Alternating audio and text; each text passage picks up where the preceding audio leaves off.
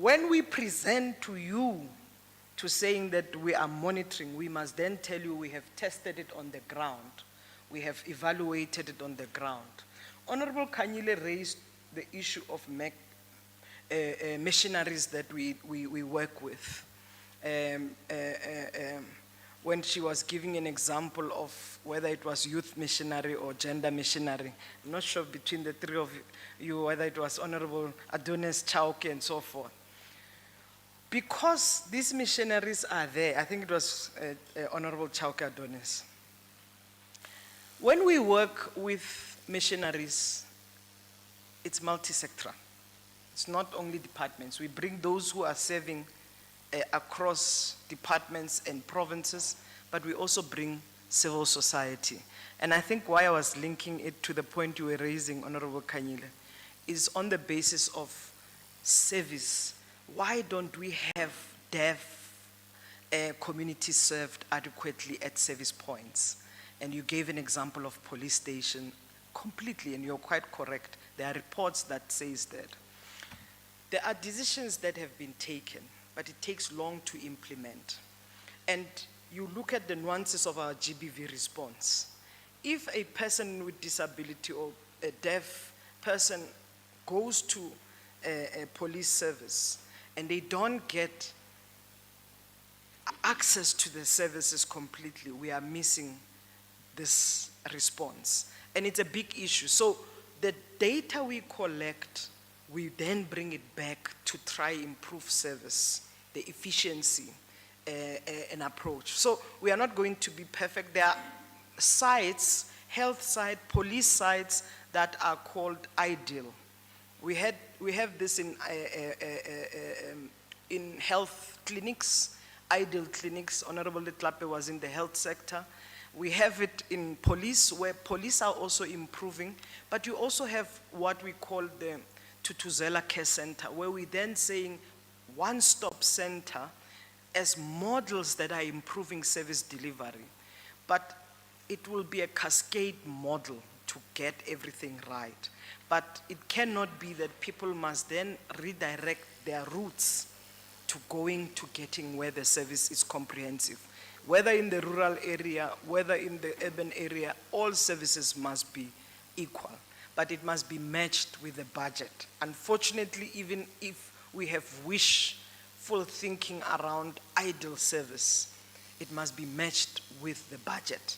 And often the budget is not linked. What you see here with the department that you raised as a concern, the department is underfunded,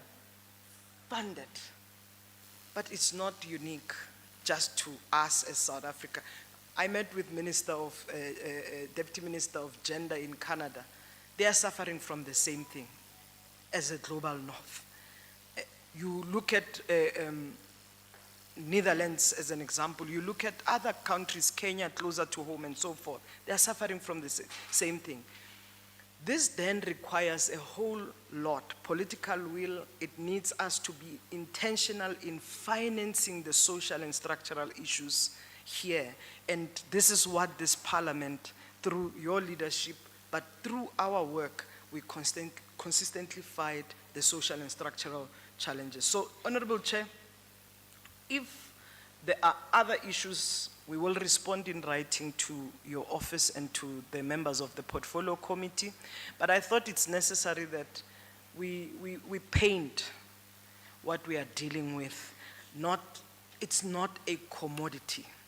It's a social and structural issue, which then speaks to everybody. So what we've been presenting there, it's direct interventions, reworked, reviewed, and aligned to what we can pay attention on in this financial year. Thank you so much, Chairperson. Thank you very much, DM. I think in any case, we are still spending Thursday morning together at your offices. I don't know if you will be present, but at least we do have the morning set aside to spend with you, not only to look at the conditions under which you operate, but I'm sure that we will continue the discussions. I can only thank you, DM, for taking your time, for all the responses, and you acting DG and all your officials. I know it wasn't enough time. What we can also do, I know that we have the Good Hope Chamber booked for, I think it's Friday the 12th of June. There might be something else with Youth Month happening. But if not, we can always schedule a full day session. It is important that we do continue the talks. You spoke about sleepless nights, and many of us, as you said, the President's got sleepless nights about unemployment. We've got sleepless nights about teenage pregnancies. But as I'm sitting here, I'm also thinking, there are so many learners with disabilities, and it doesn't specifically fall under our department, but just think about the almost 600,000 learners with disabilities who are not going to school. It could even be more. So there's so much work for us to do. We've got such limited time that we keep on focusing on the immediate crises, but there's so much more that actually requires our focus. I think you've heard us on the consultants. It is something, as Honourable Shabango had said, something that we're going to continue raising with you, because as we've said, the cents are limited. The budget is limited, but if we are to go to the budget vote and motivate for more money for this department, we all have to be satisfied that the money is spent in the right way.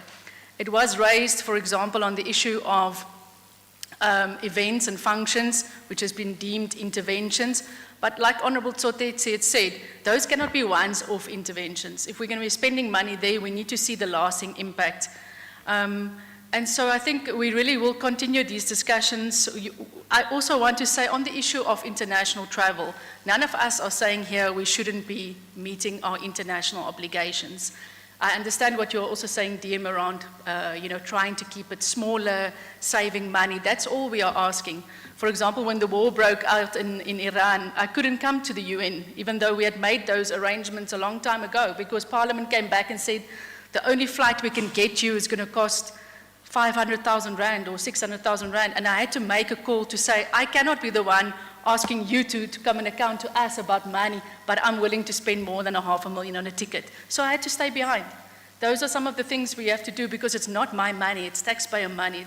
We have to be very careful how we spend our money while obviously doing our best in terms of meeting our obligations. But members are now tired, they want to go for lunch, and we still have to interact with the NYDA, so I'm going to leave it there. We will continue the discussions on Thursday when we see each other at your offices. But thank you very much to each official. A follow-up. Can you not do it on Thursday? Is it? They can send it in writing, it's fine. Okay, quickly. She's not hungry. No, we're here to work. I sincerely apologize for that, but I kind of feel like this is very serious. During the answering of our questions, the doctor there at the back, together with the acting DG, they have indicated that they have identified an obstacle in terms of why they think they're unable to do their monitoring properly. And both of them emphasized on the issue of monitoring tool that is not automated. They don't have to answer me today. Maybe they can send it in writing, as we've indicated. What I'd like to know is the fact that now that you have identified where the problem is there a plan in place to address it? Thank you so much. All right, and then as we close off, we did speak about the issue of the naming and shaming of departments that don't work with you. I know it's a sensitive topic. We understand that you don't hold them to account because you are equal partners in this. But like I said, we also want to do our oversight and call those ones that are not working with you. So eventually, just when you do respond to us in writing, give us information. Of course, our budget vote will contain all our recommendations, and which we will share with you, of course, as we go to the budget vote debate. Maybe, Chair, sorry about this. I know you want to close. Maybe just to reassure Honorable Letlape on the point that he raised on re-engineering of the department. I think it's just key to mention this. We are paying attention on this, on not just the organogram, but in terms of the workflow, the information, the structure, the fitness of purpose. So we will possibly in the next reporting cycle bring that as well to the portfolio committee. Okay. Thank you so much. I think there's a lot that we still want to follow up on, but for example, the gentleman there at the back in the maroon spoke about the NYDA monitoring. We thank you for that response, but it's a bit problematic when we say we don't oversight the money. So I think we would also want to engage with you more on that. But colleagues, we now have to wrap up. I'm going to have to cut your lunch short. We will only be able to lunch until 2:30. We are far over time. So colleagues, please be back in the room at 2:30 so that we can continue discussions with the NYDA. Lunch will be outside. Members, I also want to remind you, next week we've got a constituency matters meeting. Please will you see Yolanda about which constituency matters you'll be raising in that meeting so that we are able to invite the correct stakeholders to respond. We will of course invite our department.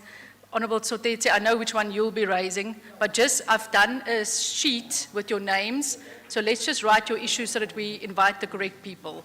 Honourable Khadebe, you did tell me, but just tell Yolanda. Thank you, colleagues. We'll be back at 2:30.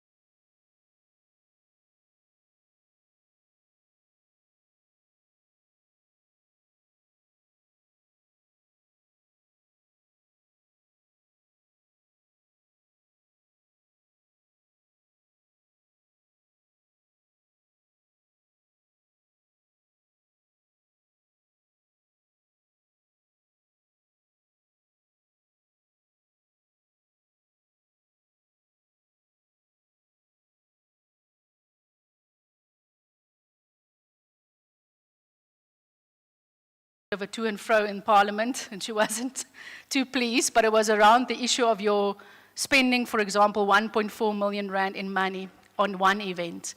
And we had the same conversation just now with our department to say, if we're spending money on events and functions, we want to be able to see the direct benefit to young people, to persons with disabilities, and to the communities that we are expected to serve. So that is really the point where we're starting today, is to say that your budget is much bigger than our own departments. It's much bigger than the Commission for Gender Equality that we also oversee. So when you're going to be having your offices in Sandton, the question then becomes how many feet comes through those Sandton offices on a monthly basis? How cost effective is it to have your offices there? Can we not look at exiting leases where it's no longer viable so that we take our services to rural communities? But those are some of the issues that honourable members will raise with you. I know you've got an amended strategic plan as well. So we will give you then that platform, Chair, to talk to us about your APP, about your amended strategic plan. I don't know if you want to say something again in opening, Honourable Minister. It would be your opportunity, or you want to? Okay. I did appoint her as acting minister, but she didn't like that, so. DM, over to you. Chairperson, thank you. I know you really tried, but there's a minister, no acting minister. I remain the deputy. But let me appreciate you and also welcome the Honourable Minister back into this meeting, and also to greet the chairperson of the board, Dr. Amended, as well as Deputy Chair, and the entire executive led also by the Chief Executive Officer, the ADG, and as well as senior managers from the department. But most importantly is to appreciate the Portfolio Committee members and the staff from Parliament. Let me just say that we are here to present the annual performance plan of the National Youth Development Agency for the financial year 26-27. This plan is not tabled before Parliament simply as a measure of compliance, but it's a declaration of intent to confront one of the most difficult and defining challenges of our democracy, the conditions of young people in South Africa. Honourable members, we come also before you at the moment of deep contradiction. We're in our country with a youthful population that should be driving growth, innovation, and renewal, and yet we are also a country where youth unemployment remains unacceptably high, so where millions of young people remain excluded from economic participation, and where the promise of our own constitutional democracy has not yet fully materialized in lived reality, as you have indicated, Honourable Chair. The data before us is sobering. As reflected in the agency's own analysis, over 4.6 million young people are out of work, with young people unemployment rates exceeding 43% for age between 15 and 34. And this is not merely a labor market issue, it's a structural challenge that speaks to the nature of our economy, the persistence in inequalities, and the incomplete transition from education into meaningful economic participation. Just yesterday, we're commemorating Freedom Day. So this is most importantly an unfinished business of freedom. And yet, honourable members, the reality must also be understood within the broader constitutional and developmental framework that guides our work. Our constitution is not a passive document. It's a transformational one, of which it calls for the state to actively dismantle the legacy of exclusion and to build a society based on dignity, equality, and freedom. This vision is not abstract, it is deeply intersectional, recognizing that experiences of young people are shaped by race, class, gender, geography, disability, and sexuality, amongst other grounds. And it is within this context NYDA is positioned in itself to really attend to some of the issues we are dealing with. So the agency does not claim to be the sole responsibility to resolving the structural challenges of our economy, on its own. Rather, it defines its role as a catalytic and also as an institution that identifies, constraints, mobilizes resources, and create pathways for young people to enter into the economy. And you are quite correct, Honorable Chair, to say every cent matters, and that's why the agency is positioned to ensure that it does so. So it's clearly articulated in the theory of change, which the Honorable Chairperson, together with the team, they will speak to the theory of change which moves deliberately from research, from evidence, but also into investment, to programming, to implementation, and ultimately to measurable outcomes in the lives of young people. And this marks a significant shift, and the shift that speaks to the model of NYDA and emphasizing on activity, the number of young people that must be trained, number of grants disbursed, and to a model that emphasizes on impact. It asks us much more a deeper question, and the question not on how many young people we've reached, but how many are able to sustain livelihoods, build enterprises, and transition into a long-term economic participation. And this is why the annual performance plan before you places strong emphasis on an outcome-based, measurable, including sustained employment, enterprise survival, and economic adequacy.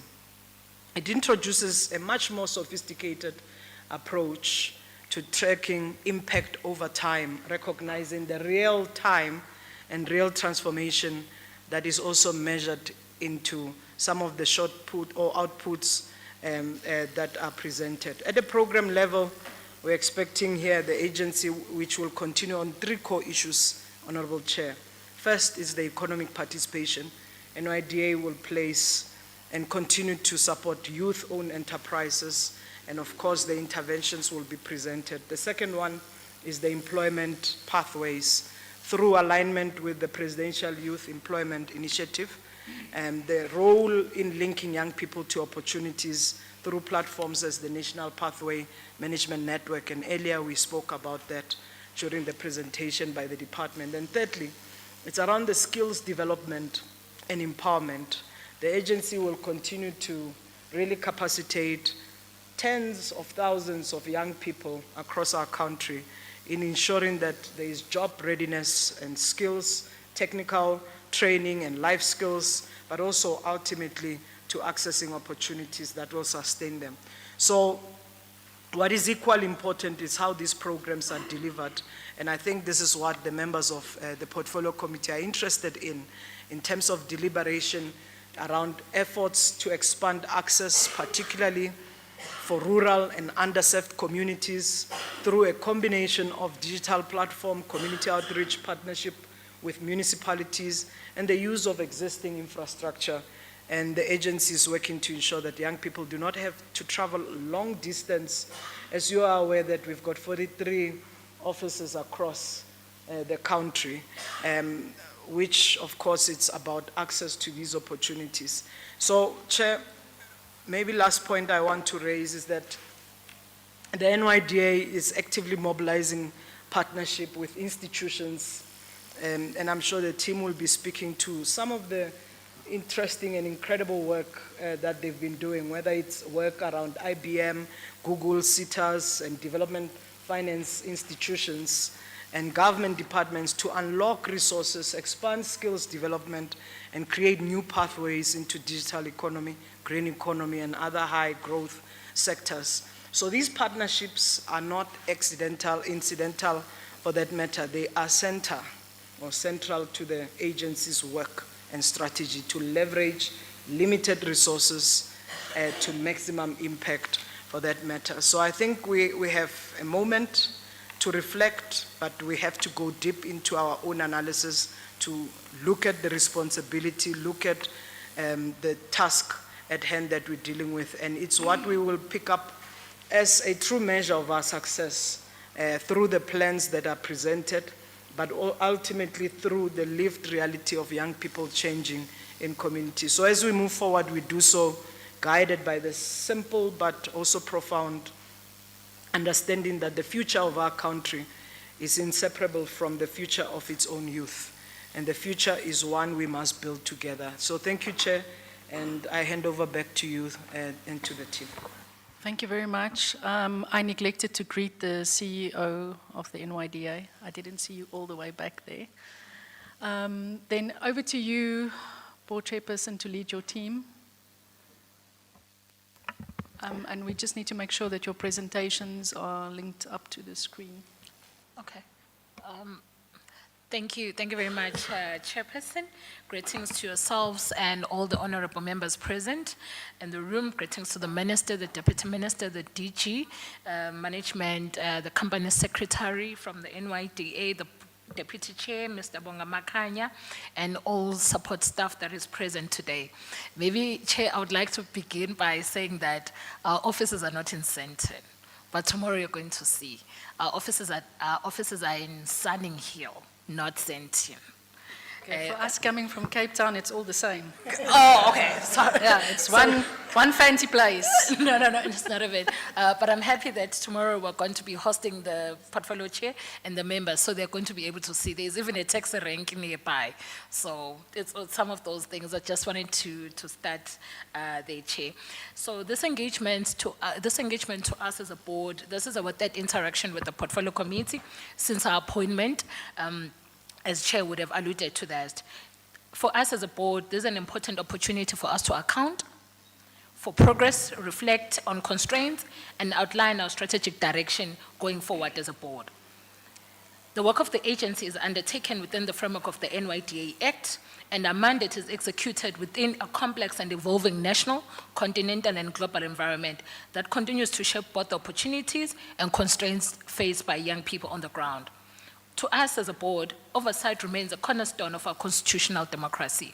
It is also important that this year, being 30 years of our democracy, and we're here to account, which is quite important for us as a board. It serves as a critical mechanism through which accountability, transparency, and responsiveness are maintained within the public institutions. For the NYDA, engagements of this nature are not merely a compliance exercise. They provide a platform for us for constructive scrutiny, enabling the agency to align more effectively with national priorities, strengthen its performance, and refine its programs based on informed feedback and constructive criticism. The Deputy Minister would have alluded to some of the challenges that young people are faced with on the ground with the increasing numbers of youth unemployment. The graduation season is coming, Honorable Chair and Honorable Members. Majority of young people are coming to us as a board to say, I've graduated, then what? This is where we stand as a board at this particular and critical time for us as a nation. It is for that reason that our board strategy emphasizes the urgency of addressing youth development within this context of growing global risk, which includes trade wars, debt, climate change, cybersecurity, and local policy uncertainties. This board strategic focus is anchored on 4 interrelated priorities. The first one being youth empowerment, the second one being economic transformation, the third one being equity and inclusion, and governance and accountability. Those are the 4 pillars that the APP and the strategy that we're going to be presenting today is based on those particular 4 pillars. Together, those pillars seek to improve service delivery, unlock economic opportunities in high-impact sectors, including the mining and the energy sector, remove systematic barriers for marginalized youth, and strengthen institutional performance through greater accountability and transparency. And that's the reason why we're here today. In the response to the above context, the NYDA's 26-27 Annual Performance Plan and the revised 25 to 2030 Strategic Plan represent a deliberated effort and the approach of the agency with a sharper focus on measurable impact. One of the things, Honorable Chair, that we've been very intentional about as a board when we got into office was the issue of impact on the programs and the products that we're providing to young people. What impact does it have? That is why the management itself, we have said, we're going over targets. Yes, we see the targets that we must meet, which is a quantitative side of things, but what is the qualitative and impact that we're making towards the livelihoods of young people on the ground? At the center of this shift is a prioritization of youth entrepreneurship and job creation as key levers for economic inclusion. This is complemented by the repositioning of our National Youth Service as a structured pathway that links community service with skills development and entry into the labor market. The agency is also undertaking internal reforms to improve operational efficiency. This includes streamlining our processes and ensure that our functions are located where they can be most effectively delivered to young people. This is also coupled with stronger emphasis on evidence-based planning and clear defined performance outcomes. As the NYDA board and as an agency, our approach as the NYDA approaches the 2 decades of existence, the strategic plan reflects a firm commitment to addressing the structural drivers of youth unemployment, poverty, and inequality through coordinated, scalable, and sustainable interventions. The annual performance plan that we're going to be presenting today before this committee is aligned with the priorities of the 7th administration as articulated in the medium-term development plan. And it gives effect to the key commitments that our president would have outlined during the State of the Nation address. The NYDA continues to advance inclusion as a central organizing principle of its work, with a deliberate shift from compliance-based approaches to systematic integration. Following the launch of the Disability Inclusion Strategy in November, where the whip of the committee was also in attendance, that the NYDA has since started its implementation, while also prioritizing and setting immediate practical interventions to improve accessibility of our products and services for persons with disability, particularly those from rural areas. By January 2026, all our 43 operational centers have undergone accessibility audits, where we want to see if persons with disability are able to access our offices as well as our products. The findings of which are now informing phased improvements to our infrastructure and our offices, as well as service delivery environments. This has been complemented by the introduction of an accessible communications protocol that we have since introduced in the agency, ensuring that digital and public-facing content is usable by young people who rely on assistive devices or technologies, the continued provision of our South African Sign Language interpreters at our key events. There's never an engagement of the NYDA, and there's no sign language interpreter. So those are some of the things that we have made and ensure, and we continuously monitor to ensure that young people or persons with disability, when they're attending our events, they're also able to be included in the work that we're doing. Also, what we have done, we've ensured that the transition to accessible document format reflects a broader institutional shift towards universal access.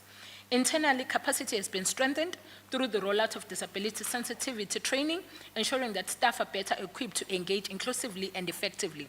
One of the things that I indicated in our APP is that the NYDA is going to be undergoing a gender-sensitive or inclusivity training to understand issues pertaining to LGBTQIA+ issues, as well as issues pertaining or issues affecting young women on the ground, so that when we're dealing with young people that come to our offices, we are sensitive towards those particular issues and we're well informed. In parallel, the agency has finalized its revised rural strategy that we're going to launch during this particular financial period. The strategy is aimed at expanding reach, improving access, and ensuring that programs are responsive to the specific realities of young people in rural communities. That particular strategy, Dr. Mbata, as we're going to be presenting, is going to allude on some of the things that we're going to be undertaking as he's leading that particular task. The oversight visit that will be conducted by the committee tomorrow is an important opportunity for us, not only to account, but to also reflect on the effectiveness of our interventions and to strengthen the agent's responsiveness to the needs of young people. We're really looking forward to hosting the portfolio committee tomorrow. While progress has been made in expanding access and improving delivery of our services, the scale and persistence of youth unemployment and exclusion requires sustained agency, innovation, and coordination across all spheres of government and society, as Deputy Minister would have indicated in her remarks. The NYDA remains resolute in working with the Parliament and the Portfolio Committee and all stakeholders to advance a South Africa in which every young person has a meaningful opportunity to participate, to contribute, and to succeed. As the agency, we're ready to welcome you tomorrow. And Honorable Chair, with your permission, I'm then going to request the CEO to lead the team from the management in presenting our annual performance plan. But our annual performance plan, Chair and honorable members, is anchored around impact and sustainability of the products and services that we are rolling out or that we seek to roll out in this particular financial year. Every cent and every rand that we are going to be utilizing, CO is going to reflect on it, on how we want young people to be the primary beneficiaries or young people to be at the center of the procurement, be it the June 16 activities, be it every other activity that we're going to be undertaking, considering that this year is a significant year of the 50th Jubilee of the 1976 generation. So we're intentional around those particular interventions that we seek to make that are going to be indicated as the CEO is going to be making that particular presentation. Also around the issue of offices, Chair, we're not sitting and incurring this particular cost. We've made impactful strides. For example, in the Western Cape, we recently got offices from the municipality of Stellenbosch, and we're only going to be paying 500 Rand for those particular offices. So those are some of the things that the CEO is going to speak into as he's going to be presenting our APP as well as our strategy. So through you, Chair, can I request that the CEO then take us through our annual performance plan? Thank you very much, Yes, Chair. we can do that, but I just want to make sure, because some of us are from KZN, some of us are from Mpumalanga. I don't want us to go to the wrong place tomorrow, because Google says Woodmead and Sunning Hill is in Sandton, It's 7A Vaishal Road, Sunning Hill. but Sunning Hill is a suburb of Sandton. Okay, It's Sandton. I come from KZN, pardon me, Chair. okay. I No, I come wanted from to say, KZN. we might know where Umhlanga is and where Belito Yeah, is. you but- see? But Sunning Hill is in Sandton. Okay. No, I just want, because I Googled it, unless Google is telling me the wrong information. But I don't want to say, it's fine. Yes, Chair. But the address is correct, 7. Okay. It's in Sunning Hill. But Sunning Hill's in Sandton. Okay. Pardon me, I'm from KZN, Chair. Okay, no problem, Doc. Over to you, CEO, but you'll confirm it is Sandton because you are from here. No, he's not from Gauteng. Are you also from KZN? I'm also from KZN, Chair. No, then we won't ask you. It's fine, CEO. Please proceed. Greetings, Honourable Chairperson, Honourable members of the Portfolio Committee, the Minister for the Ministry and the Presidency responsible for women, youth and persons with disabilities, the Deputy Minister responsible for women, youth and persons with disabilities, acting DGs, CFOs, and of course colleagues that are present here today. As the Chairperson would have highlighted, we are certainly here to present the NYDA's revised 5-year plan and annual performance plan for financial year 26-27.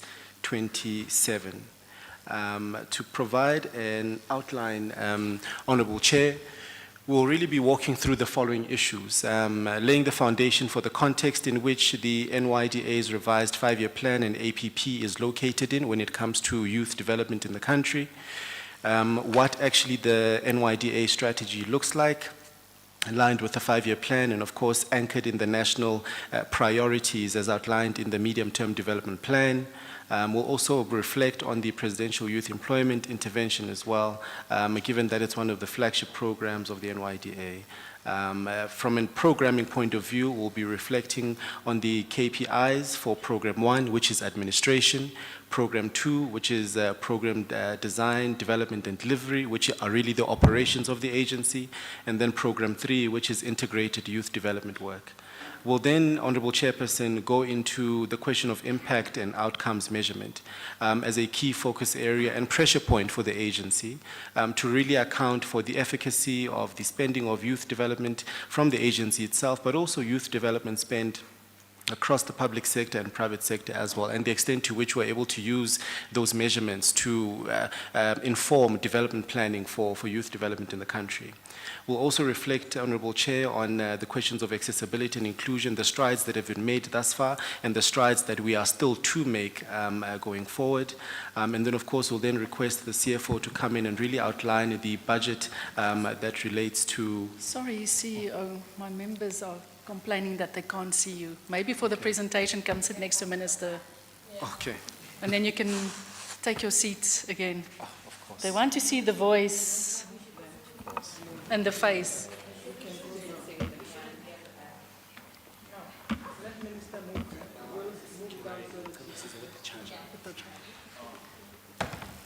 And I like my space. I know. But they want to see him throughout.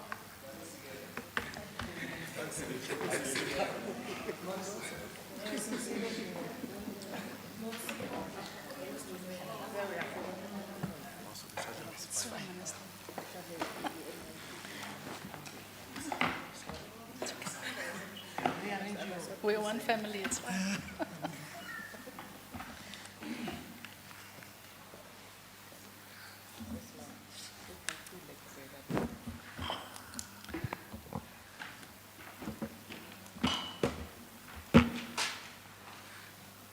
Sorry, CEO. You are now properly seated. Yes. Thank you, Honorable Chairperson. Thank you.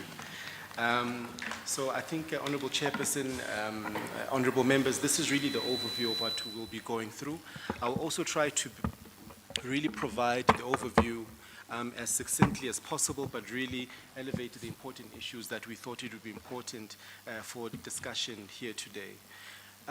Maybe as a point of reflection, Honorable Chairperson, is when, of course, we started together with the board last year, and we had the board strategy, we were really challenged by our executive authority with the view to say that in the work that we're doing, the true test that certainly will lie before us are not the promises that we would be making in the work that we will be doing, but it will really be in the implementation for measurable impact going forward.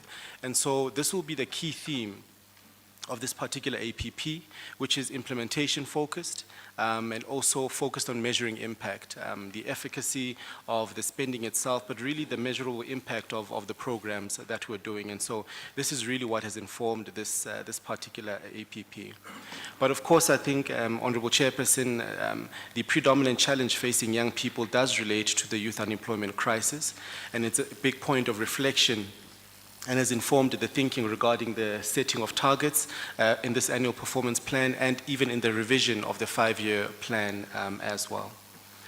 But for this particular APP, Honorable Chair, we were quite challenged by this specific picture when really doing the research around how do we then set targets that within the scope of our own limitations we're able to start to attempt to create some kind of shift when it comes to the youth development question in the country.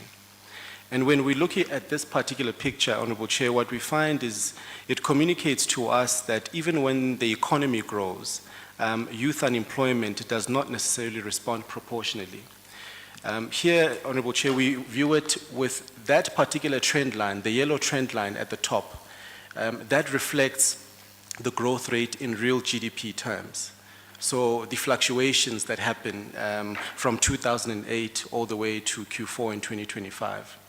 Below that trend line, which is similar to it and follows a similar pattern, is a trend line of people at the age of 35 and above. And what we see there is that the trend line mirrors the pattern of GDP growth. If GDP is growing, the trend line does the same. If it's not growing, the trend line does the same. And these are young people that are, not young people, pardon me, these are people 35 and above. However, when we look at young people in particular, which is the red trend line at the bottom, we see that the trend is not proportional to what's happening at the top with GDP. So the question that then came to us is what is it that persons that are 35 and above, what is it that they have that young people don't have that they're able to correspond with fluctuations that happen in terms of GDP growth? Is it skills? Is it lack of human capital development? Is it lack of capital? Is it lack of social capital? What is it? And so we were challenged by this particular picture to try and attempt to respond to what we think could be the issues and it being reflected in measurable targets in this annual performance plan. And so we thought really to elevate this particular picture to say it is the agency's view that it is our attempt to try and de-risk young people, particularly when it comes to entrepreneurial activities on the one side, but also from an employment and employability point of view to really prepare them for the job market in a way that they can start to mirror the similar trend that persons that are 35 and above are doing so. Although we do have limitations, Chair, the scope is over 4.6 million young people, but I do think ultimately it will require an aggregated and massified effort across a whole of society. And so that is really the contextual thinking around this particular APP. The Deputy Minister would have highlighted the theory of change that then informs this thinking as to how are we then responding to this context. The first is, of course, the revised 5-year plan and the strategy of the board that guides us as management in doing our work. We are anchoring a lot of our work behind socio-economic research, which is the subsequent flow, because now that we have our strategy, what is the research that will inform our delivery of that particular strategy? After doing this research, such as the evidence that we just presented now, it then informs where we should invest and how we should invest in youth programs. When it comes to skilling, when it comes to funding, when it comes to the building of work experience and pathways for young people, that ultimately informs the design and the investment that we make. And then we find it finds its expression through the programs that we offer through the agency, and ultimately the outcomes that we want to see where young people play meaningful participation in the country. And we do that, Honorable Chairperson, through really 5 key research pillars, which it's really our research agenda that informs our programs. The first being a focus on youth labor markets. So what is it that is happening in South Africa's youth labor markets? What are the changes that are happening? And therefore, what is the response of the NYDA? Secondly, youth enterprise, finance and asset formation. This is really located around the NYDA's grant funding program. The third being the youth cost of living and social protection. We fall within the ministry responsible for women, youth, and persons with disabilities. From a clustering level, we do fall within the context around social protections for young people, and what is the research agenda that drives that so that at the programming level, it's able to find expression. Fourth is public finance and youth budgeting. One of the new indicators we've included here is a budgeting and auditing, monitoring and evaluation framework for youth budgeting for public sector enterprises across whole of government, and also to be able to do the same for public or for private sector entities as well, so that all of us are able to account for the work that is said to be done for youth development, and we're able to really trace the value that is there, or maybe if it's not, and if it's not, what are the learnings that we need to take from there and really create something that is more meaningful. And then finally, the digital economy and the future of work. And then ultimately, we would want it to reflect in the youth outcomes itself, where we would want to see increased youth employment, we would want to see a growth of youth-owned enterprises, we would want to see expanded access to skills and training, we would want to see increased youth participation in the digital economy, and then of course greater financial sustainability of NYDA programs, given that we operate in a constrained fiscal environment. The strategic areas of focus directed from the board, Honorable Chair, the chairperson would have highlighted them being the 4. The first being on youth empowerment. And really here, Honorable Chairperson, it's really thinking around how do we then accelerate our service turnaround times and making sure that they are as inclusive as possible. The second being economic transformation, which is really to drive a catalytic role in high absorption sectors for young people. The third being equity and inclusion, which is really focused around removing the persistent systematic barriers for marginalized youth, particularly LGBTQI+ youth and persons with disabilities, to embed dignity, diversity, and representation across all NYDA programs. And this, we do so even through the amendments that we're making through our internal policies as an organization, that it reflects this work. The programs that we design, even in the targets that we set, how does it also include young people, even from a programming point of view, but also when we co-design projects as well with our partners as well, the extent to which we're able to account for young people with disabilities and all young people that are part of the marginalized groups. And so it's really embedding the question of equity and inclusion in all areas of our operations. And then finally, and most importantly, governance and accountability, which is really focused on reinforcing oversight and aligning that with performance plans, measurable outcomes, and transparent reporting in the work that we do. Of course, the vision, mission, and strategic intent, Honorable Chairperson, again, as part of the revised 5-year plan, the vision of the agency is to build a credible, capable, inclusive, and activist development agency that is fully responsive to the needs of young people. And so that's really the vision. The mission, of course, is to champion youth development across all sectors of society with the strategic intent of building an intelligent NYDA. An intelligent NYDA is one that we define as one that is self-aware, that is efficient, data-driven, innovative, and capable of anticipating and shaping future youth development needs.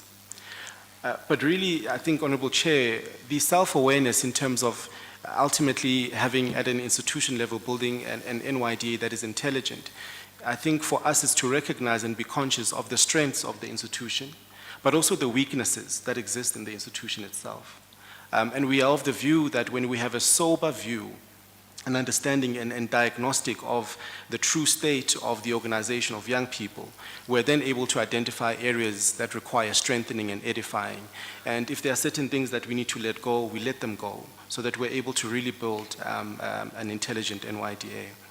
This, we think, Chair, would be followed by an efficient agency in terms of how we deploy our resources, both financial resources, our human capital resources, and of course, other resources that we work with our partners in a way that is strategic and also sparingly. So there needs to be that alignment between the strategy that is outlined by the board and whether or not how we deploy resources is consistent with that. If it's not and there's a contradiction, then we need to automatically do away with that.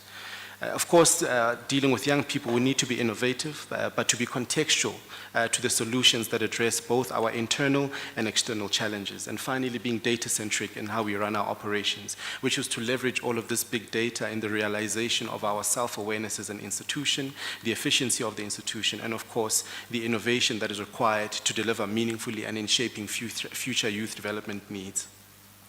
All of this, Honorable Chair, is certainly aligned with the national priorities anchored in the medium-term development plan, from strategic priority 1 around inclusive growth and job creation, strategic priority 2 focused on reduced poverty and tackling the high cost of living, and strategic priority 3, which is the building of a capable, ethical, and developmental state.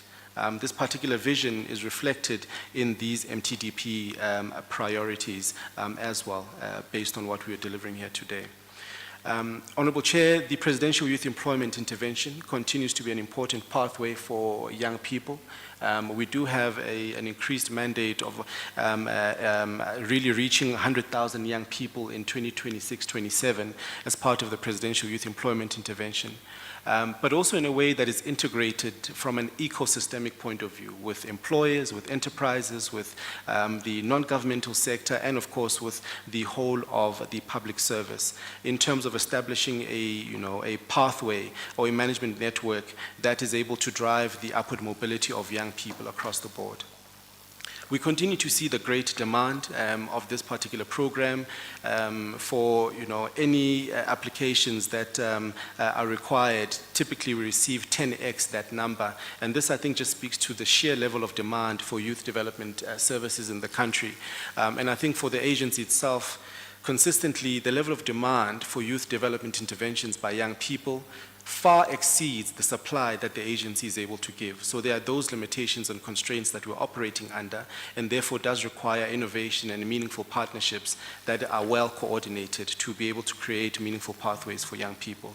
This is including working quite closely with the private sector and other sectors of society in being able to do so, at a level at which we're able to have a clear ecosystem for youth development in the country. And of course, when it comes to the National Pathway Management Network, which would include, of course, the NYDA, the Department of Employment and Labor, the YES program, SA Youth, and so forth, as really an ecosystem that is coordinated and supports the work of young people. Honorable Chair, going into the programs that really relates to the KPIs for the financial year 2026-2027, we would have hoped to start with this specific brief video, if it's able to play, which, Chair, these are young people, two sisters. They were funded by the NYDA in 2020 at the peak of COVID. I'm not sure if the audio here will be able to play, but maybe let me just narrate it as the video plays. But these young people were funded by the agency just over 50,000 Rand grant funding program. These are two sisters at the peak of COVID. They were able to start a business where today they are exporting. In fact, they're making very, people who are interior designers would know the language better. They design crafty furniture out of recycled plastic and, you know the plastic pipes for plumbing? They cut that and then they create furniture out of it. I think in the images it will show now.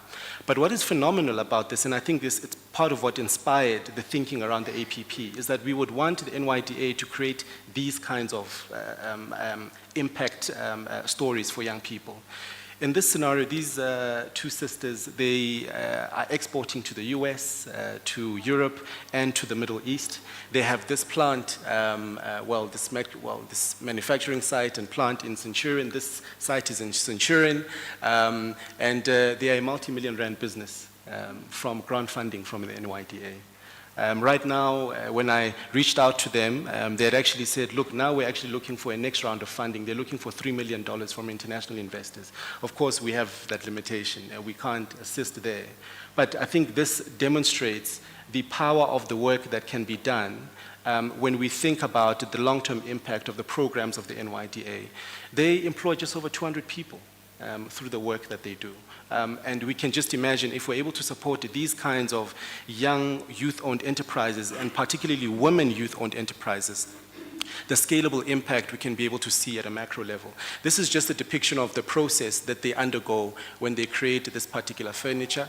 I know in the month of May, they will be having a 75% of sale in Sandton, the Range Rover a partnership that they've had, and they really have solid multinational partners for colleagues who might possibly want to acquire some of their furniture. But these are washing baskets, tables, chairs, and all manner of products that they produce locally and export. So one could even then say that they're even earning foreign exchange for South Africa as a result of a simple intervention from the NYDA. And this is what really, Chairperson, would have inspired the impact that we want to see going forward. The program structure, Honorable Chairperson, Program 1, which is really on administration, of course Program 2 being the lion's share of the work of the agency, but also Program 3, which is integrated youth development. The CFO will of course reflect on the budget, but in the budgeting exercise, what we also were able to note is that Program 3, which is integrated youth development, accounts for 1% of the consolidated budget. I think we do think that it is an area of further thinking and potentially debate, because when we look at the work that is being done under integrated youth development, it's really around bringing together all of the work that relates to youth development in a country in a way that is meaningful. And perhaps there's some thinking there from a research and development point of view, because we do know whether it be for private enterprises or for nations or for countries that invest a lot on research and development, they tend to demonstrate higher levels of innovation. And so it's an area that we continue to think as to how we can continue to strengthen this area around integrated youth development, because we do think that when done right, it's able to have a more meaningful, coordinated approach and really addressing that earlier picture that we saw, where young people are not necessarily correlated with the events that take place even when the economy grows. Program 1, Honorable Chair, is anchored in governance and accountability. We do have 4 key areas or business areas in the organization, which are human resources, financial services, communications and IT, and internal audit and risk. These are part of our combined assurance elements. The first line, of course, being related to some of the departments or the business units in the organization, but really focused on, strengthening a culture of service and performance management in the agency, and having gendered work-life balance applicable in the agency from a human resource point of view. When it comes to the finances of the agency, ensuring that we are effective and efficient, but also anchored in really strong governance, risk, and a compliance culture as well. From a communications and ICT point of view, this is really how we deliver our services. We do think there's a lot of work that we still need to do here. The feedback and the response that we get from young people, in certain instances we make progress, but there are certain gaps that we tend to have in the delivery of our services for young people. And so in the budget we've also intended to invest in a bit of automation to shorten the turnaround times, particularly for applications that young people submit to the agency and for our grant funding program. We do think that over the medium term, we can really improve the service delivery component so that we're able to receive more positive feedback from young people. But we are certainly excited about what we are then able to achieve in this area. Then finally, internal audit and risk, which is, of course, operating in an environment that requires value for money, as outlined in the Public Finance Management Act. Internal audit and risk is therefore there to really ensure that the work of the agency is anchored in a grounded governance, risk, and compliance culture. Outcome 1 in Program 1, Honorable Chairperson, I'll just perhaps reflect on the salient ones, where there have been key changes in terms of 26-27, and where we think there are areas that we'll be able to maybe achieve something special going forward. From a reporting point of view, we've aligned with the ministry that is going to strengthen and reinforce its oversight to the work of the agency, so as to ensure that the commitments that have been made are indeed delivered on in the manner and at the standard and at the timelines that we would have committed on. And of course, the question of the efficacy of the spending of the agency's resources. And so that those reports would then feed into that accountability process. Second is the value of funds from public and private sectors to support youth development programs. The change there would be from 350 million to 1 billion rands. And there it would be reflected in also increasing the partnerships from 5 to 8 partnerships, with a deepened focus on partnerships where, 1, we've demonstrated value for young people, but 2, deepening areas with other partners where there's already work that is being done, but we're really just coordinating that work, and the value of those partnerships then are able to have the benefit that it would have for young people. Then, of course, representation of persons with disabilities, 26-27 being a 3% target. Of course, greater is certainly our achievement, and then we increase that target over the medium term, really, to 6% as well, when it comes to that specific target. Developing and implementing annual workplace skills, which is a new indicator. We think that it is important for the agency, given that it is an ecosystem that we operate in, that we also start to develop, although we've been doing it from a compliance point of view, but to really ensure that we put it as a key target so that we are also able to demonstrate from a best practice point of view how we run the organization when it comes to skills planning overall. The other changes, Honorable Chairperson, relate to the number of awareness campaigns addressing gender-based violence and femicide and intersectional social vulnerabilities delivered to young people by the NYDA and, of course, our partners.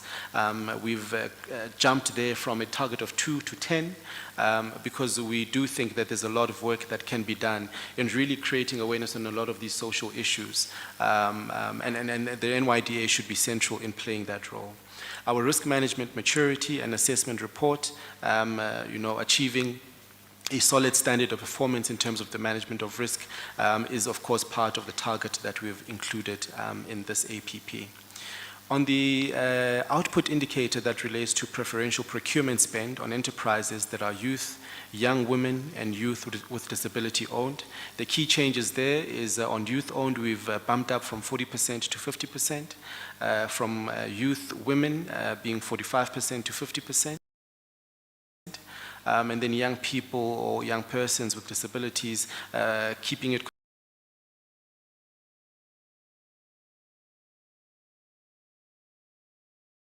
consistent with 5%, and then increasing it over the medium term to 6% and 7% in the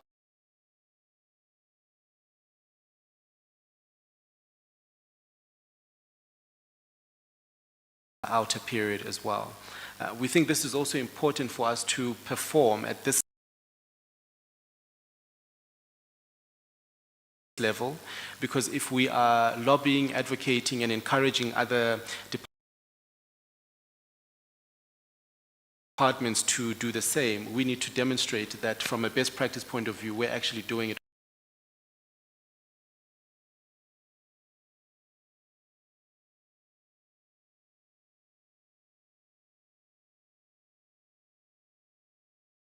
on our side. And if we are able to do it, then it therefore means that other departments are able to to do the same when it comes to making sure that young people form part, a meaningful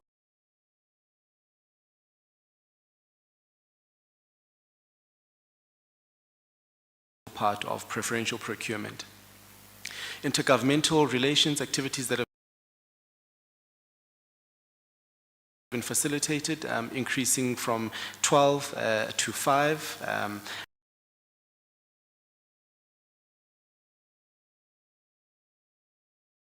And of course, Youth Month outreach events implemented a baseline of 15 and increasing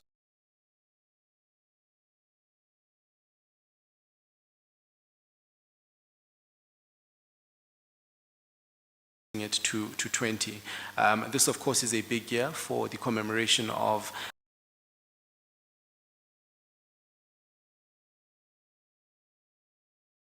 the youth of 1976 uprisings as well. So there will be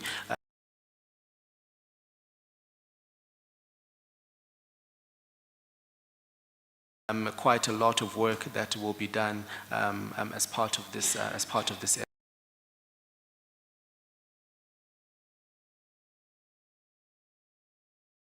effort. ICT is an important one for us, Honorable Chairperson, in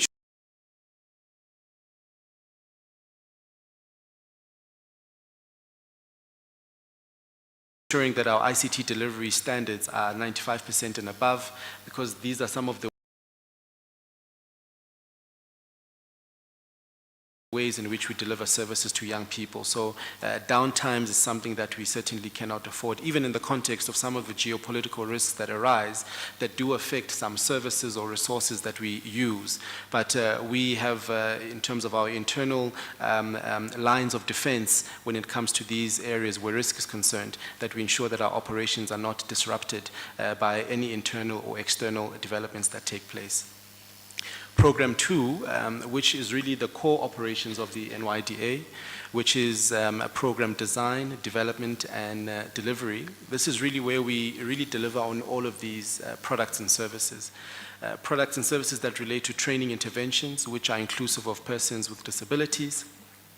Business consultancy services, which is the voucher program where we support young people who require certifications and compliance to be able to participate in certain sectors and industries and take advantage of specific opportunities. We have one of our flagship programs, which is the grant program, which is the one that would have produced Mo's Crib, which are the two sisters that are now exporters from South Africa. The market linkage program is the one that is then able to create and facilitate market linkages for youth-owned enterprises that have been supported by the agency. And then finally, the aftercare mentorship and support program, which is after young people have been funded, how are the business opportunities and support young people to participate in the economy. Perhaps a point of reflection would be if we look at it from the need rate alone of 4.8 million young people, and even if we were to say 10% of that, we would think would be young people who can be enterprising. I think the limitation, Honorable Chair, is that even with the targets that we've set, it's not close to creating a dent to that 10% of the 4.6 million or 4.8 young people who are in the need rate. I think it's important for us to first acknowledge that our constraints are able to take us this far, and I think therefore the importance of partnerships that can aid the work that we're doing to reach greater numbers if we're really looking to really create a dent with the over 4 million young people in the need rate. But the output indicator that relates to the number of youth-owned enterprises supported with financial interventions, which is our grant funding program, baseline of 2,000, increasing it to 2020. And these, I should say, honorable members, is these are funded targets. One of the other challenges that we've had to be conscious of is to ensure that we don't have targets that are not funded. And so in the budget that the CFO will then present, I think it's just to give the confidence and the affirmation to members of parliament that this work is indeed funded through the budget. From a number of youth supported with non-financial business development interventions, a baseline of 23,000, and of course bumping it up to 23,500. This are young people who are enterprising and require further additional support to enter specific industries.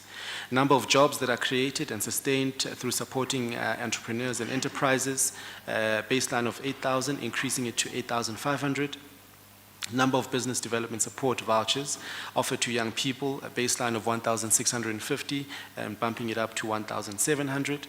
And then number of youths with disabilities supported with financial interventions, a baseline of 500, increasing it to 560, and then in the outer years all the way to 800 over this period. And so we think that through how we would have designed these particular targets, we should be able to demonstrate the kind of stories that Mo's Crib is certainly doing in this respect. From a youth empowerment point of view, Honorable Chair and Honorable Members, here the focus is on job readiness and life skills training, the national pathway management together with the National Youth Service, and of course partnerships with private and public sector as well. In this area, Honorable Chair, focusing on really job market opportunities for young people, a baseline of 45,000 in terms of number of young people capacitated with skills to enter the job market, increasing it to 46,000. Number of young people placed in jobs, baseline of 25,000, increasing that to 26,000, and then in the outer years to 30,000. Number of young people trained in technical skills from 200 to 300, and in the outer years to 500. And then number of young persons with disabilities capacitated with training on jobs and entrepreneurship from 600 to 700, and then 900 in the outer years. In this particular element, Honorable Chair, will then be focusing on the coordination of the National Youth Service and of course the Presidential Youth Employment Intervention. The number of departments and organizations that we would have signed and operationalized MOUs via the NYS, keeping it consistent to 7 and then bumping it up to 15 in the outer years. The number of young people securing paid community service, 40,000 and bumping it up to 100,000 in this financial year. And here, maybe Honorable Chairperson, to elevate here is we're quite excited about leveraging this particular NYS program in responding to Strategic Priority 3 in the MTDP, which speaks to the building of a capable development and ethical state. Here we are finalizing the design of an intervention leveraging the NYS for one of the regulators in South Africa who work closely with municipalities. But due to some of the limitations and constraints that we face at local government, young people can then be able to support in terms of specific regulatory submissions by municipalities to that regulator, leveraging a funded program such as the NYS. Appreciating that municipalities have constraints as well in the public service when it comes to headcount and the wage bill, but of course driving greater efficiency in the public service, leveraging young people as the solution to some of the challenges that we face. And so in the thinking around leveraging and driving the funded programs is to, one, how do we aid them to address some of the challenges that we face in the public service, but also how do we bring in private sector partners to partner up in creating those pathways for young people and opportunities to transition to further learning and earning opportunities. And so from the completion rate of that 100,000, 80,000 being the target for young people to complete, and of course the number of young people transitioning being 24,000 from that number, and the number of departments and organizations capacitated to implement the National Youth Service Program itself being 65, which comes from a baseline of 60. And then the number of NYS outreach activities coordinated from a baseline of 10 and increasing it to 15. Moving on to Program 3, Honorable Members, which focuses on integrated youth development. This is where we do a lot of the coordination work and the publishing of research reports. The monitoring and evaluation work is done in this particular program. The development of the research and development agenda is outlined in this program, and the rural and disability youth reports are also outlined as part of the coordination of integrated youth development in the country. Of course, some of the key partners are all of government, organized business, organized labor, and civil society. There are, of course, some key risks which are often around the capacity to implement, implementation differences across programs, budgetary constraints, which have been highlighted earlier, and research without an implementation agenda. And so that's why we thought it was important to define 5 research agendas, which we would have outlined, which find expression at a programming level, and ultimately we want to see it when it comes to the outcomes of young people in the country. Here, honorable members, the key outcome is, of course, the producing of research reports that are able to influence change in the youth sector and build sustainable relationships. The first one, moving from 7 to 8, is the number of impact program evaluations that have been conducted. The second one being producing annual reports on the disability strategy. At the end of last year, we launched, I think, successfully the disability strategy. The disability strategy has already started to find expression in the reviewed policies in the agency and in the program design of specific programs in the agency. And as a result, we will then be producing an annual report to track the progress that is being made for young persons with disabilities across all of our programs, across programs in the private sector, and of course across programs in the whole of government. So as to give an indication as to whether or not are we making progress or not in that particular area, and to reinforce the areas maybe where there are gaps in this particular ecosystem. Number of youth of status outlook reports that are produced.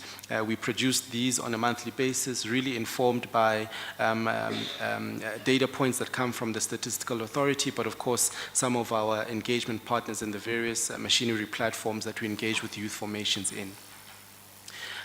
Developing and approving an integrated youth development strategy. We have started the consultation process for the review of the integrated youth development strategy, which we do every 3 years. We started in the province of the Northwest in the month of, is it February or March? In February already, yes, in February already. We had already conducted that in Northwest. In the month of May, we'll be doing around 4 consultations. And this is really a perspective from young people around, in the implementation of the strategy, what are the key priorities and how should it find expression in the lobbying, advocacy, and implementation of programs in the agency and within the ecosystem of youth development. The second one, honorable members, relates to producing the annual report on the rural strategy for youth empowerment programs. The board has approved a rural development strategy. And as a result, this is a report that we would then be producing similar to the report on persons with disabilities, to track as to whether or not in the delivery of the programs of the agency, are we measuring whether or not we're reaching young people in rural areas, and where there are gaps, what is being done to close those gaps, where there are partnerships that need to be formed, how are we leveraging those partnerships in a way that is scalable and meaningful, again with the big challenge around that over 4 million NEET number. And so this is intended to be an instrument or instruments that keep us honest with whether or not the country is moving forward on some of these issues. The other outcome, honorable members, relates to increased access to socio-economic opportunities and support for young people to participate in the economy. The first one being a new indicator relating to the National Youth Fund strategy that would be developed and approved. The NYDA, through the grant program, has been delivering on youth funds across provinces, Mpumalanga, Limpopo, Free State, and so forth. But there would be, a 5 million rand partnership there, 10 million rand partnership there, but the need and the scale is huge. And so the board has, of course, had the view to say, but it would be important to aggregate all of these youth funds so that they're able to reach more young people across the country, in particular in rural areas and with a specific focus with young people that are marginalized, and also leveraging the development financing ecosystem in the country. In our observation, Honorable Chair, development finance, particularly for young people in South Africa, the NYDA has been really the only consistent grant funder for entrepreneurs in the country. And we think that that positioning of the NYDA's grant funding program in the development finance ecosystem is important, because there isn't a dedicated entity that focuses on de-risking youth-owned enterprises for whatever reason. They've not done work before, they need, better project and investment readiness and preparation, they don't have the necessary certifications or compliance. The NYDA's role, in our view, is to play that specific role and create a pipeline for the likes of SIDFA, NEF, IDC, PIC, and the likes. And we think that stories such as Mo's Crib, the two sisters, do demonstrate that when done right, in positioning the NYDA there, in that de-risking area, for that pipeline in the development finance ecosystem for the country, and we do that well, we would be of good service to young people who really want to take chances in being successful business people and enterprises, and really de-risking what ordinarily would be viewed as risky, which oftentimes young people are viewed as risky. The second one is, of course, in developing and approving a youth-responsive planning, budgeting, monitoring, evaluation, and auditing framework. This is a framework that would then assist us to hold ourselves and departments accountable.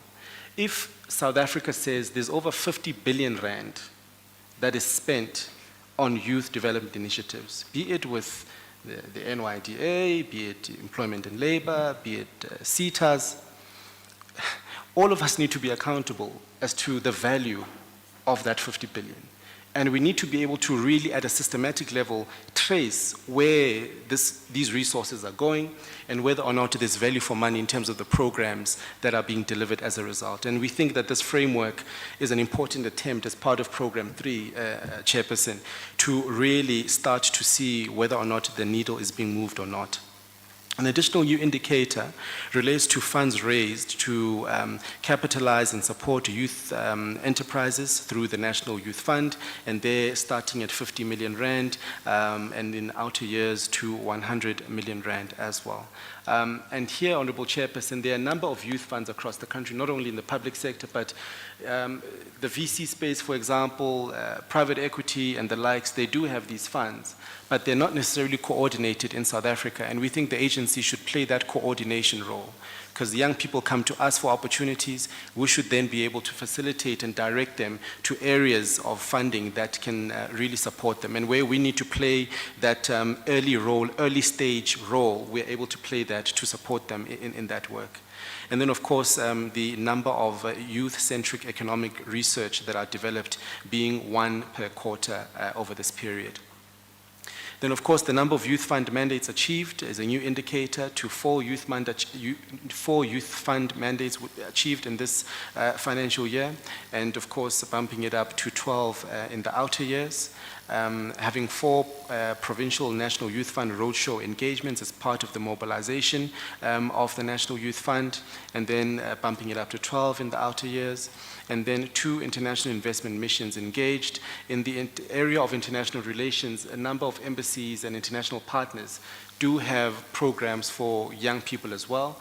So we think a better coordinated way around those programs and that inter-exchange would add value from the entrepreneurship programs and the jobs placements as well. Then, Chair, just briefly on the measurement of impact and outcomes, how will the agency measure its impact? The first is we already do in terms of the APP, which are the outputs that are articulated, but we do appreciate that the outputs measure the effort that we would have made, but not necessarily the impact. So that's the limitation there. The second being the immediate outcomes, as to say what changed after, so the question being, is a young person better off after benefiting from a program of the NYDA? And so that being the second stage. The third being what has improved materially in terms of economic outcomes. Are there tangible economic changes, whether it be from income levels, subsistence levels, revenue growth, and so forth. And then finally, from a long-term transformation point of view, aligned and anchored with the national priority outlined in the MTDP, is what we define as the structural and life outcomes, as to whether or not there's true progress for young people. And we internally, this is just to reflect on the internal measures that we'll be leveraging to really drive that, some of which includes a composite outcome index, which is what we refer to as the TEPS score, True Economic Progress Score, through all of the programs that we'll be running. Our hope is that if we do it right, in fact, when we do it right, we would be able to report on, for example, to be able to say to the Honorable Chair and Honorable Members with confidence and with verifiable evidence that 65% of NYDA-supported beneficiaries remained employed after 12 months or 24 months, with 42% earning above the youth cost of living threshold, and the average cost per sustained economic outcome being 21,300. We think that this kind of granular data that is informed through the delivery of our programs should also be able to support the country in development planning across programs for young people and in other areas as well. And so that is an area of innovation aligned with building an intelligent NYDA that we want to infuse in how we report impact in the work that we do. This would also be reflected in driving accessibility and capacity building. The board chairperson would have highlighted ensuring that we improve the compliance when it comes to accessibility of our infrastructure and facilities across the board, even our soft infrastructure such as technology. Continuous staff training, sensitivity training to reduce barriers to ensure inclusivity across all of our operations, driving greater rural and disability-specific programming and being intentional about it.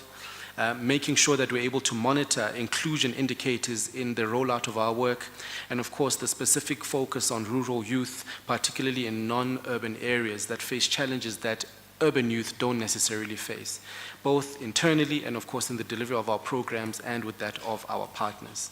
Honorable Chair, if I may request through you the CFO to walk us through the budget section. CFO? Thank you very much, CE. Good afternoon to the Honorable Chair, to the Honorable Members, to the Minister, the Deputy Minister, and the colleagues at large. Chair, I will be doing just a high level of the budget of the NYDA. What we have done in the presentation with C, Chair, that we were able to take the invitation, and the budget section is guided by the elements that were required from the guidance of the invitation letter. Just starting on slide 48, CEO, just to focus to say, yes, the budget is derived in a manner that's focusing on the key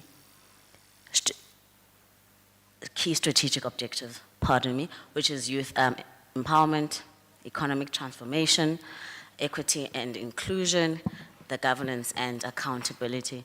I believe important to note that the NYDA standalone baseline budget is 494 million only, and that does represent a 4% increase from the prior year allocation, which then follows the additional APP objectives and targets that we were able to embed in this year's APP with intention.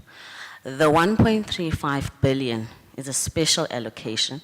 It's only an allocation for 1 year, and it's specifically to implement the Presidential Youth Employment Intervention, the NYS program. It therefore stands that the NYDA as a standalone, the budget for the entity is only 494 million, but the good news is that it does represent a 4% increase, which does give us capabilities to ensure that we do not overcommit through the new APP targets that have been set.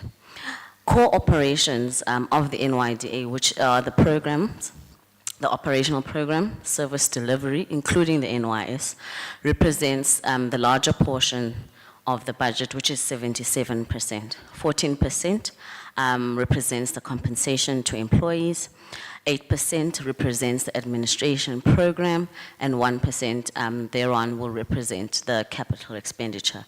So that is in a high, on a high level how the budget has been apportioned operationally. The process in itself is very consultative. It follows the medium-term strategic framework, the medium-term expenditure framework, the 5-year strategic plan development, and the APP process. So what we mean by this, Honorable Chairperson, as soon as the draft APP commences, which should normally be around October, so does the budget planning cycle, to ensure that at any given point in time, we are able to fund our APP and we do not overcommit, and we also ensure that our strategic framework is strategically aligned with the budget. The NYDA does have three main revenue sources. We know that as a public entity, it is encouraged that we ought to be innovative, to be able to create additional revenue streams to ensure that we are able to absorb cost pressures while not compromising on service delivery. The three models, or rather the streams, the first stream would be the transfers from the National Treasury, which is administered through the department, which then represents that 494 million. We also have a key strategic leg relating to the donor-funded income. As much as it is an additional revenue stream, it is conditional in nature. Within this program, we also would embed management fees, and also this is to buffer and support the delivery of these donor-funded income. Then through different cash management strategies, we would also budget for passive income, which is the finance income leg.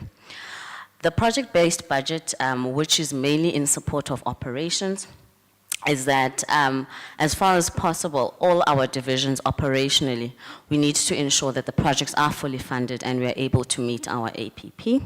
Then we would then move over to the operational budget, which is then divided to ensure that the NYDA regional offices, which is the main focus, and the head office are well equipped to service the young people. We, as far as possible, ensure the minimization of our resources to ensure, as I've said, that the resources are targeted and intentional towards the initiatives. So in the main, what we are trying to elevate, Chairperson, is that we do follow a very comprehensive E&E process, the estimates of national expenditure guided by the National Treasury guidelines, and this commences together with the APP, right, at medium-term level. We then go back at granular level, at operational level, to devise operational plans to ensure that the plans and the budgets are singing the same hymn. We also, as an agency, maintain a budget policy and procedure. One of the policies that the incoming board was able to approve and to ensure that our governance and our accountability towards the utilization and the utilization of the budget rather is understandable, and we are able to hold everyone within the ecosystem accountable. So it's a great tool that we have there, is that as much as we do have the National Treasury guidelines, the NYDA has a board-approved and recently revised board-approved budget policy and procedure.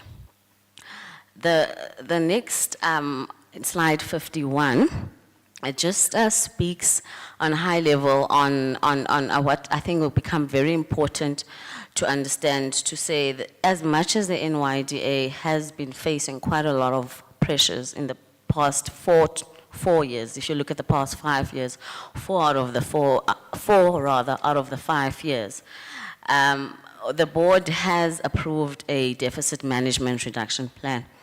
And this really proves our accountability commitment, the governance commitment, and it's a tool that we are already implementing to ensure that the agency within this 3-year medium term returns to financial sustainability. We also are ensuring that we are able to build back reserves to the agency, because we understand and we are alive to the cost pressures the entire government space is facing, so that the agency is not at any given risk. Whatever may change, we are financially sustainable throughout. So this is something that will be tracked on a quarterly basis. Management is held accountable to the board, and it is a deficit reduction plan that will be implemented over the medium term. Just then, I will skip all the other slides, Chairperson, but the key message really there was to be able to demonstrate the linkage of our programs to the actual budget that was approved. In slide 58, we focus on slide 58, we zoom into office accommodation, which we are aware of that it is of critical importance to the portfolio committee, but also to the young people, to ensure that the NYDA is accessible, but to also ensure that our office accommodation is fit for purpose. Our total office accommodation nationwide is just over 64 million. The Lions share of that relates to the 43 regional offices in the branches, which is just over 49 million, and the head office 15 million. The next slide, slide 59, is a breakdown of our compensation budget. You will note, Honorable Chairperson, that we having at 14% of our total budget does go to compensation, an area where the focus in this medium term is not just looking at the monetary value of compensation, but we are looking to measure how this translates to competency and skills, and therefore the quality of the products and service that we are able to offer to young people. You will note that as part of one of the new targets of the APP, we're speaking about work, the workplace skills, and this we are intentionally marrying to our compensation budget to ensure that the budget is allocated to the right levels, and all of this is towards the quality of service and also the service delivery time that we're intentional to reduce.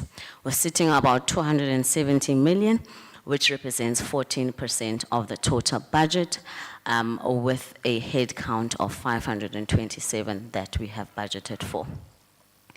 The next slide, slide 60, just highlights, as per the guided invitation, the usage of consultants. We only have one area where the NYDA will be relying on the utilization of consultants. And really, this is to strengthen our compliance towards the financial statements and to ensuring that we do recover to a clean audit. Honorable Chairperson will recall that the agency improved the audit outcome from qualified to unqualified. And in this plan, we have a plan to return to full clean administration. And part of that is to add a layer of assurance within our reporting mechanism to the Auditor General. The donor funding slide, which is slide 61. In the year of 2027 that we are budgeting for, we have budgeted for 86 million rand in terms of the partnerships and the donor funds that will be sourced for the different projects rather. The majority of our projects are within our skills and within our flagship grant programs. We have an 86 million that we already knew was already confirmed at the time when the budget was approved.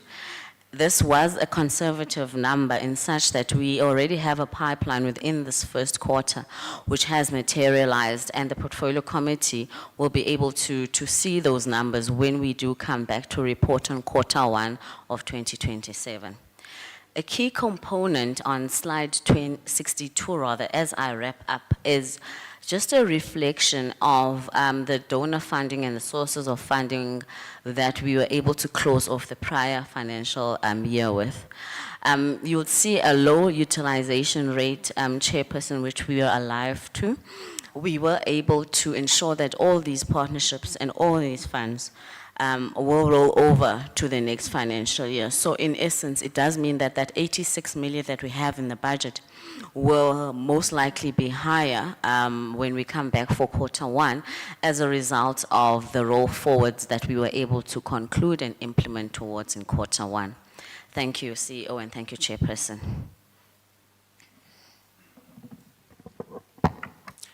Thank you, Chairperson. Thank you, CFO.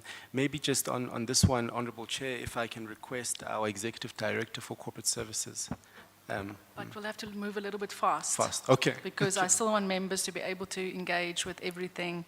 And yeah, by at least 4:45, we should be running up. We still need to go to the Audit Risk Committee. Okay. Thank you, CEO. ED? Thank you, Chairperson. So our high-level summary in terms of our organizational structure, currently we are sitting with a head count of 554.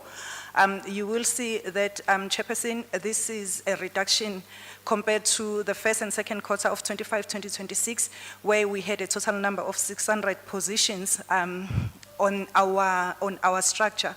So we embarked on a mid-year review and our organizational redesign, reason being we were trying to address the issues of a vacancy rate. In terms of the total number of positions that are currently filled is 471, with our vacancy rate reduced to 10.8%. Our target for employment equity was, for the persons with disabilities for 2025-2026 was 2%, so we have achieved that. It's sitting at 2.4% as at the last quarter, so this is as at end of March 2026. You will further notice, Chair, when we come back for 26-2027, our positions has been reduced again because of the budget and trying to make sure that we keep the percentage of the employment cost quite low. So we will be coming back with a number of 539 positions compared to 554 that we currently have on the structure. So that will really address the issues of the vacancy rate. But just to look at the trend line on the following slide of the vacancy rate, so you will see from quarter one, we were sitting at 14%. Quarter two, we were at 18.3%. There were contracts that were terminated during that period, especially during the transition of the new board, the previous board and the new board. So there were contracts that were terminated, hence the vacancy rate was high to 18.3%, but it further reduced in quarter three to 15.5%, and now, as at end of quarter four, is sitting at 10.3%. Thank you, Chairperson.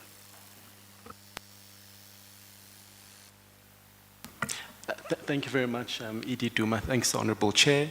Then the last section really relates to the budget.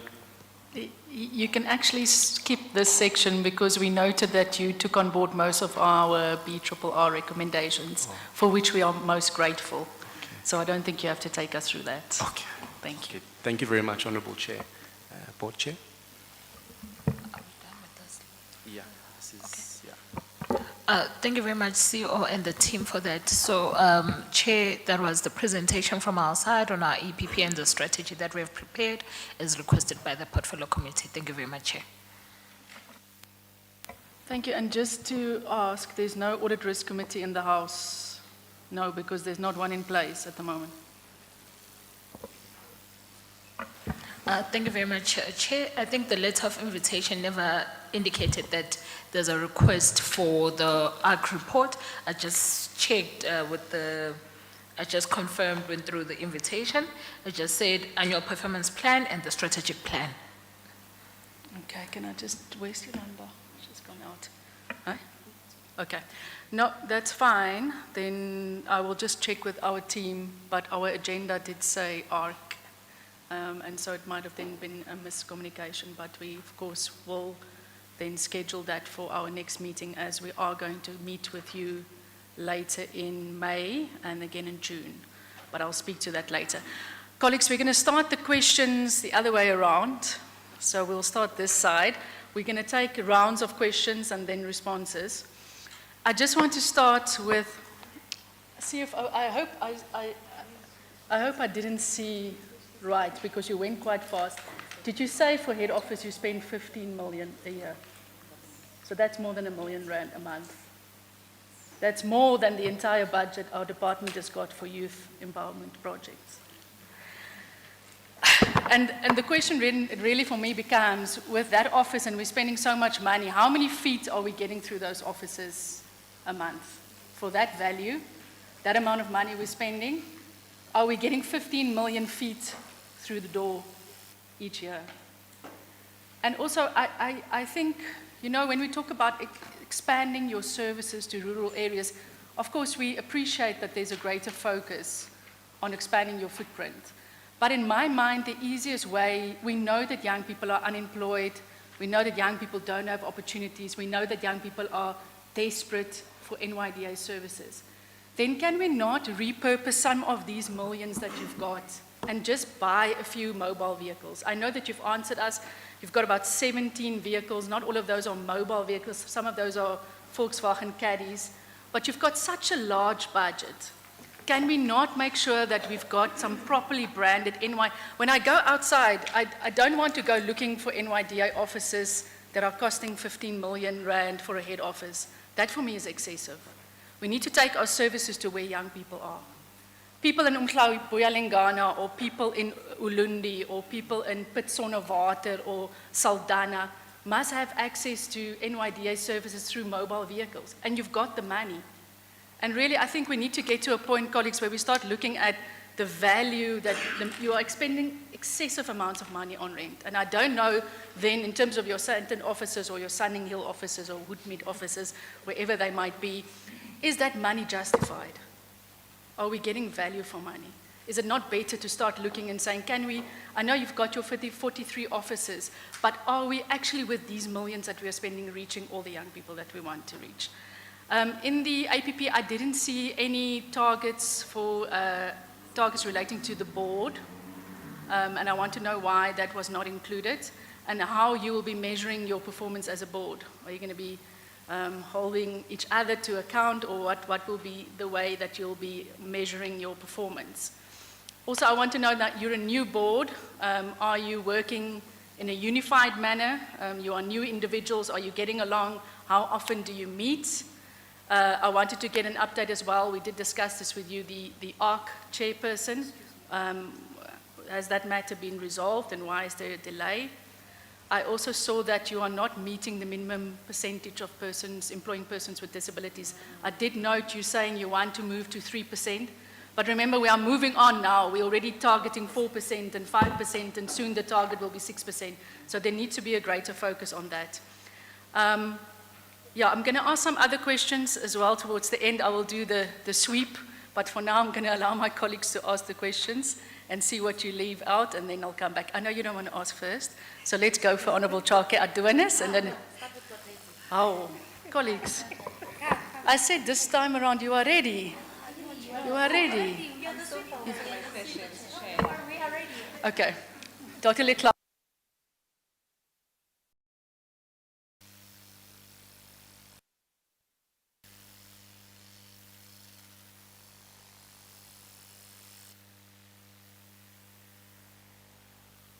About 14% of your budget going to salaries.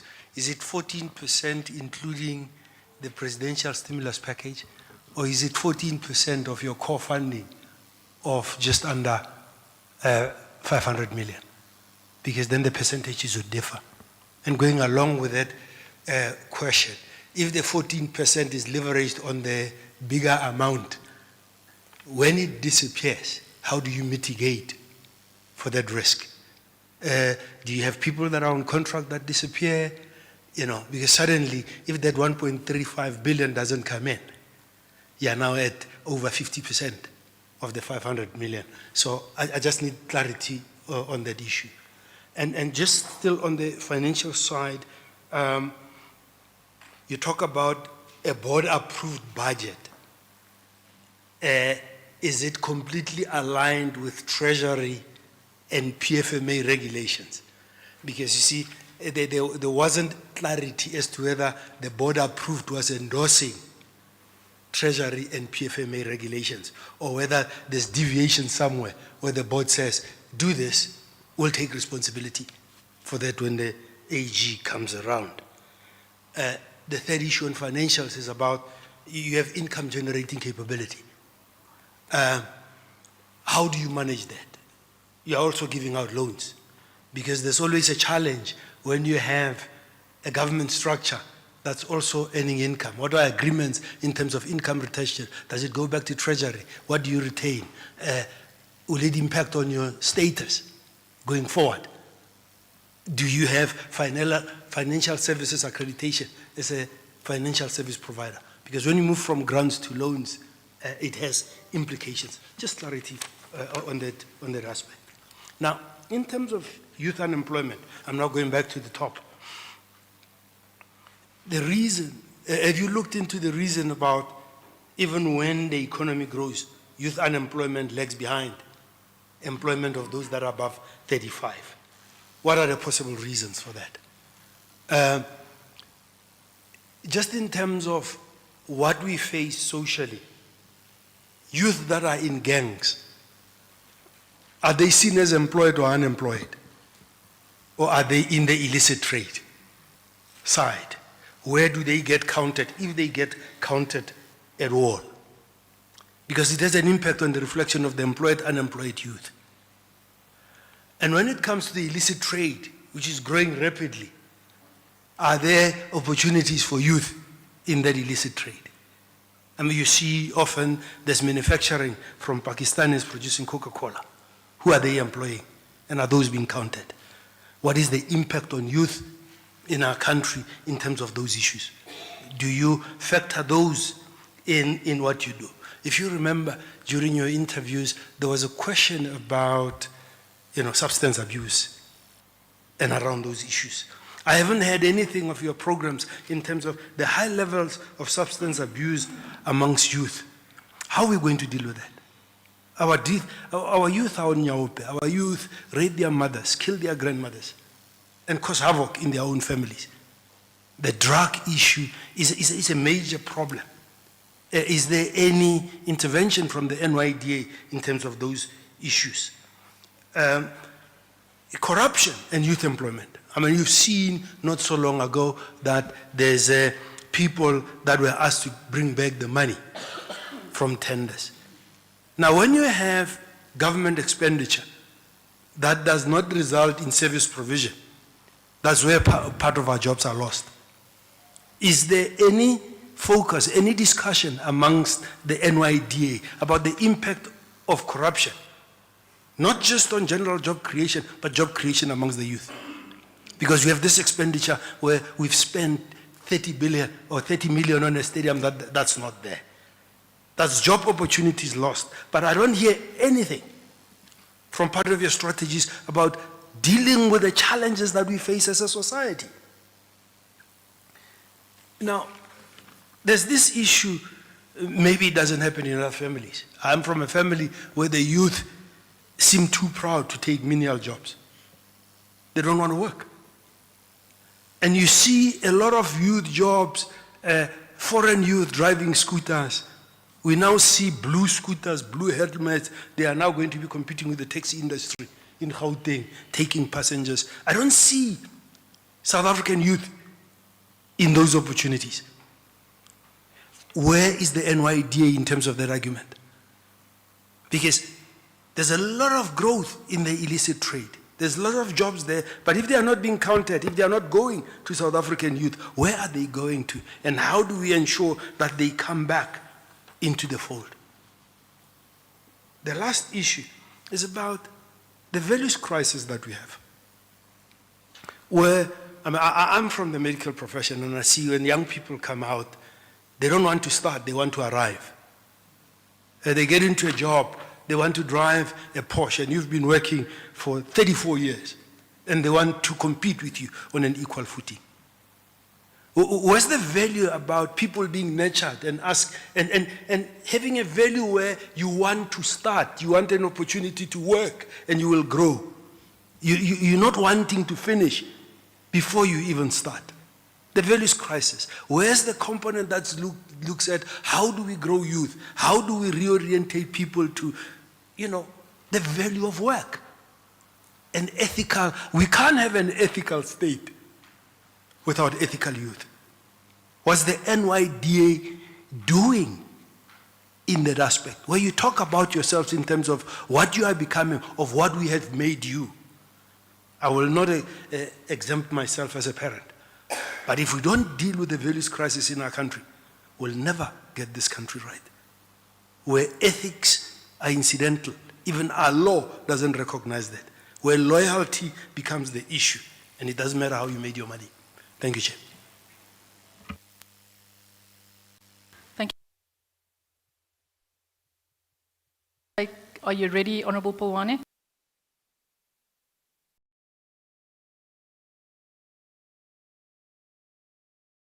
Thanks very much for the opportunity and good morning everyone. The NYDA. Chair, firstly let me welcome the presentation from the NYDA. And then Chair, my concern is only the issue of unemployment. The way the young people, they complain about the unemployment in each and every meeting, it seems like government is not doing anything. We are worried, Chair. Let me check if the NYDA, before they finance our youth, they check the technical and management experience that required to run that specific business, and the customer identification, the competitor in their local market. Chair, it's very important so that she or he will sustain the business, because what we want is job creation. If we can have youth that sustain their project like the one that we see on the screen, I think we won't have the stress. We won't complain about the job creation. Maybe lastly, Chair, funding sustainability. How will the NYDA sustain its program beyond 2026-2027 financial year, given the shape deadline in funding following the discontinuation of the Presidential Youth Employment Initiative, and the concrete contingency plan are placed in preventing the program collapse? That's my question, Chair. I've got only these two questions and the input. Thank you very much. Honorable Mayolola. Thank you very much, Chair, and greetings, colleagues. And we would like to welcome this presentation. But however, Chair, noting that in the last meeting, we have asked questions to the NYDA members, and we have not received their comprehensive responses as of yet.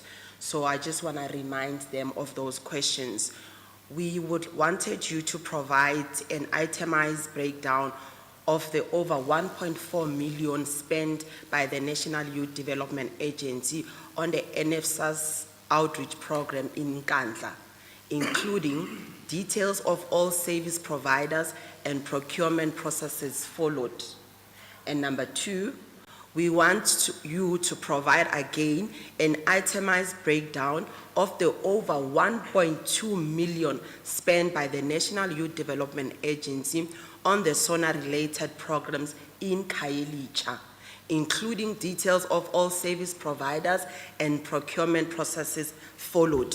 Number three, also provide us with the itemized breakdown of the over 640,000 spent by the National Youth Development Agency on the National Investment and Capital Mobilization Platform, including the details of all service providers and procurement processes followed. Then on the presentation, how much of your total budget allocation do you spend on salaries, the actual amount and the percentage? And also, over 70% of the budget is allocated to core operations, yet only 8% is explicitly administration. Can you provide a detailed breakdown of what constitute core operations and the exact proportion that result in direct financial transfer or benefit to the youth? And also, how do you prevent double counting between the 494 million base budget and the 1.3 billion PYEI allocation, particularly where programs like the National Youth Service overlap? And also, when are you finalizing the NYS beneficiaries for the new financial year? And lastly, you rely heavily on partnership and blended finances. What governance mechanism ensures that this partnership do not shift financial risk onto the NYDA while benefits accrue to private partnership. Thank you very much, Chair. Thank you very much, Honourable Member. Honourable Tsotetsi.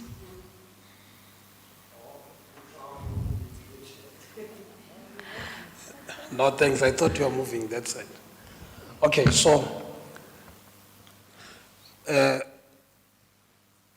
Chair, let me start by welcoming the presentations that we have had. I think that was a well thought of and well presented document of your annual performance plan.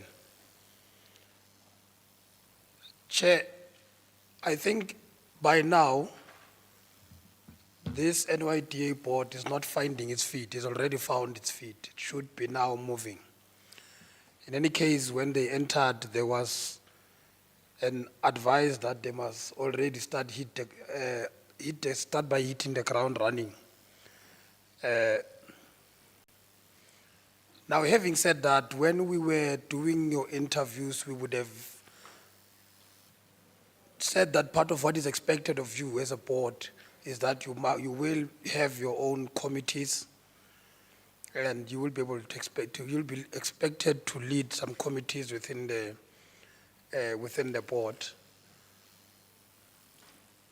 I don't remember us being told who are those committees and how are they structured. Perhaps you will want to do that, because really I feel that the committee chair this portfolio committee will slightly change our modality on how we hold the NYDA accountable and infuse an element whereby individual members of the committee must be able to account for the work that they're doing on a day-to-day basis as it relates to the work. It's for that reason that firstly, I say that we start by giving us a sense of what is it that we will be expecting each one of you to be doing in as far as those committees are concerned. I must applaud this board, and I think each and every member of this committee will. The applaud is as a result of you adopting some of the recommendations that we would have said that you must adopt as the committee, as a board. And it is for that reason that I believe there is this emphasis on youth in rural areas as well as youth in township, in our townships. But in your articulation, I am missing a point which says this is what we're going to do in the practical terms to interact extensively with these young people with a view of assisting them get a grip into the economy. For instance, we all know that in South Africa, the local and township economy is not in the hands of South African young people. It is in the hands of foreigners, whether it's through tuck shops or whether it's through basic work that is normally done in the who fix tires of cars and so forth. You'd find that all that is outside of the grip of young people of South Africa. And I'm saying that in the articulation of the NYDA coming closer to these young people within the townships and rural areas, I don't get much of feedback as it relates to what is it that we're doing practically to engage and assist those young people to recapture the local and township economy in the country.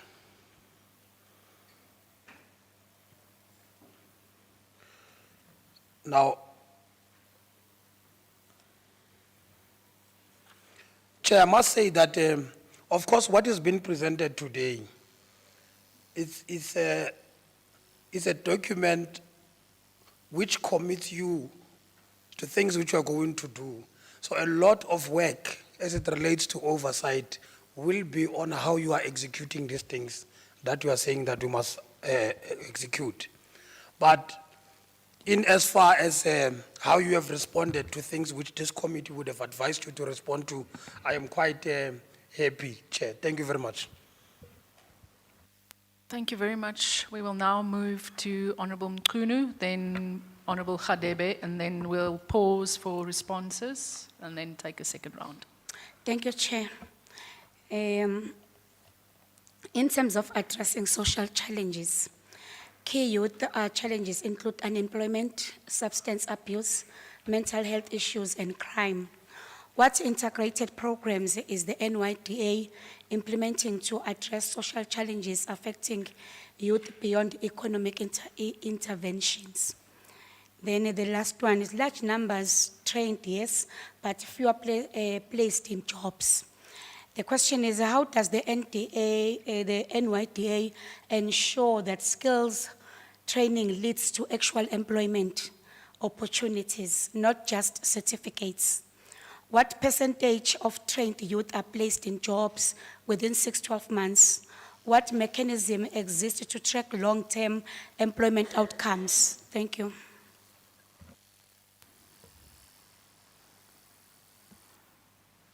Honourable Khadebe.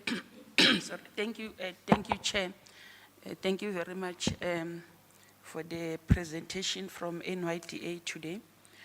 Chairperson, as you concern about the 1 million rand that they are paying monthly for rental cost, it's a concern for all of us.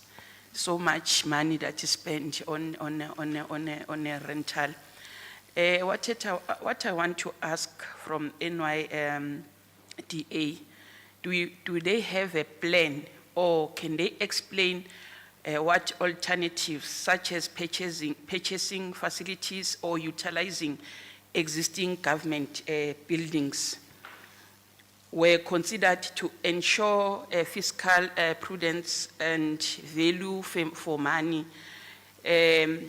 During their meetings or their session, do they consider that, or do they have proposals in place to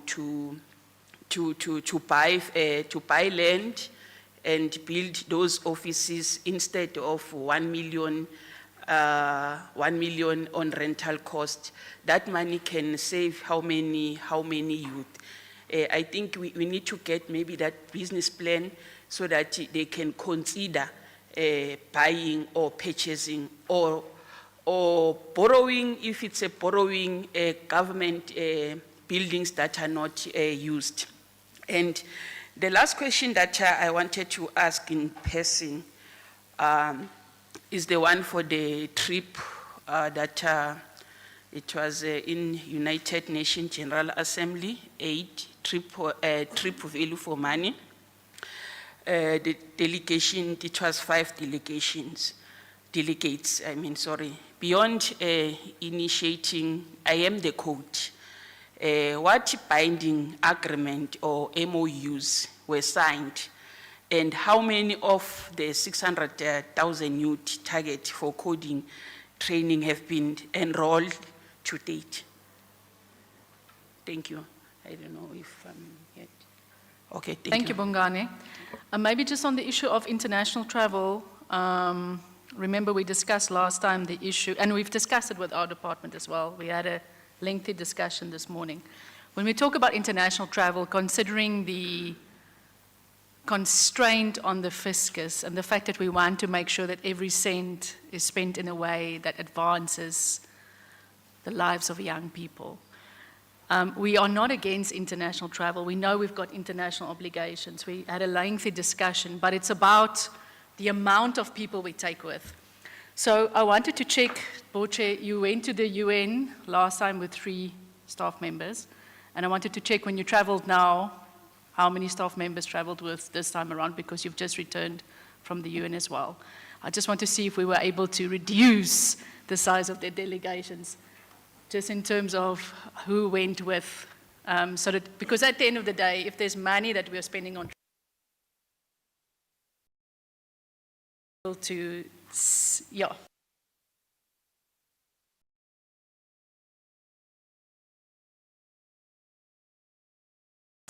But I'll hand over to you now. We've completed 1, 2, 3, 4, 5. You will be the last 3. I don't know, Honorable Shabango has gone to another meeting, I think. So I'll hand over to you, CEO, Board Chair. You can also delegate to the other board members and the CFO. Thank you very much, Chairperson. To start with the first question that you just asked, on my last trip to New York, I went alone.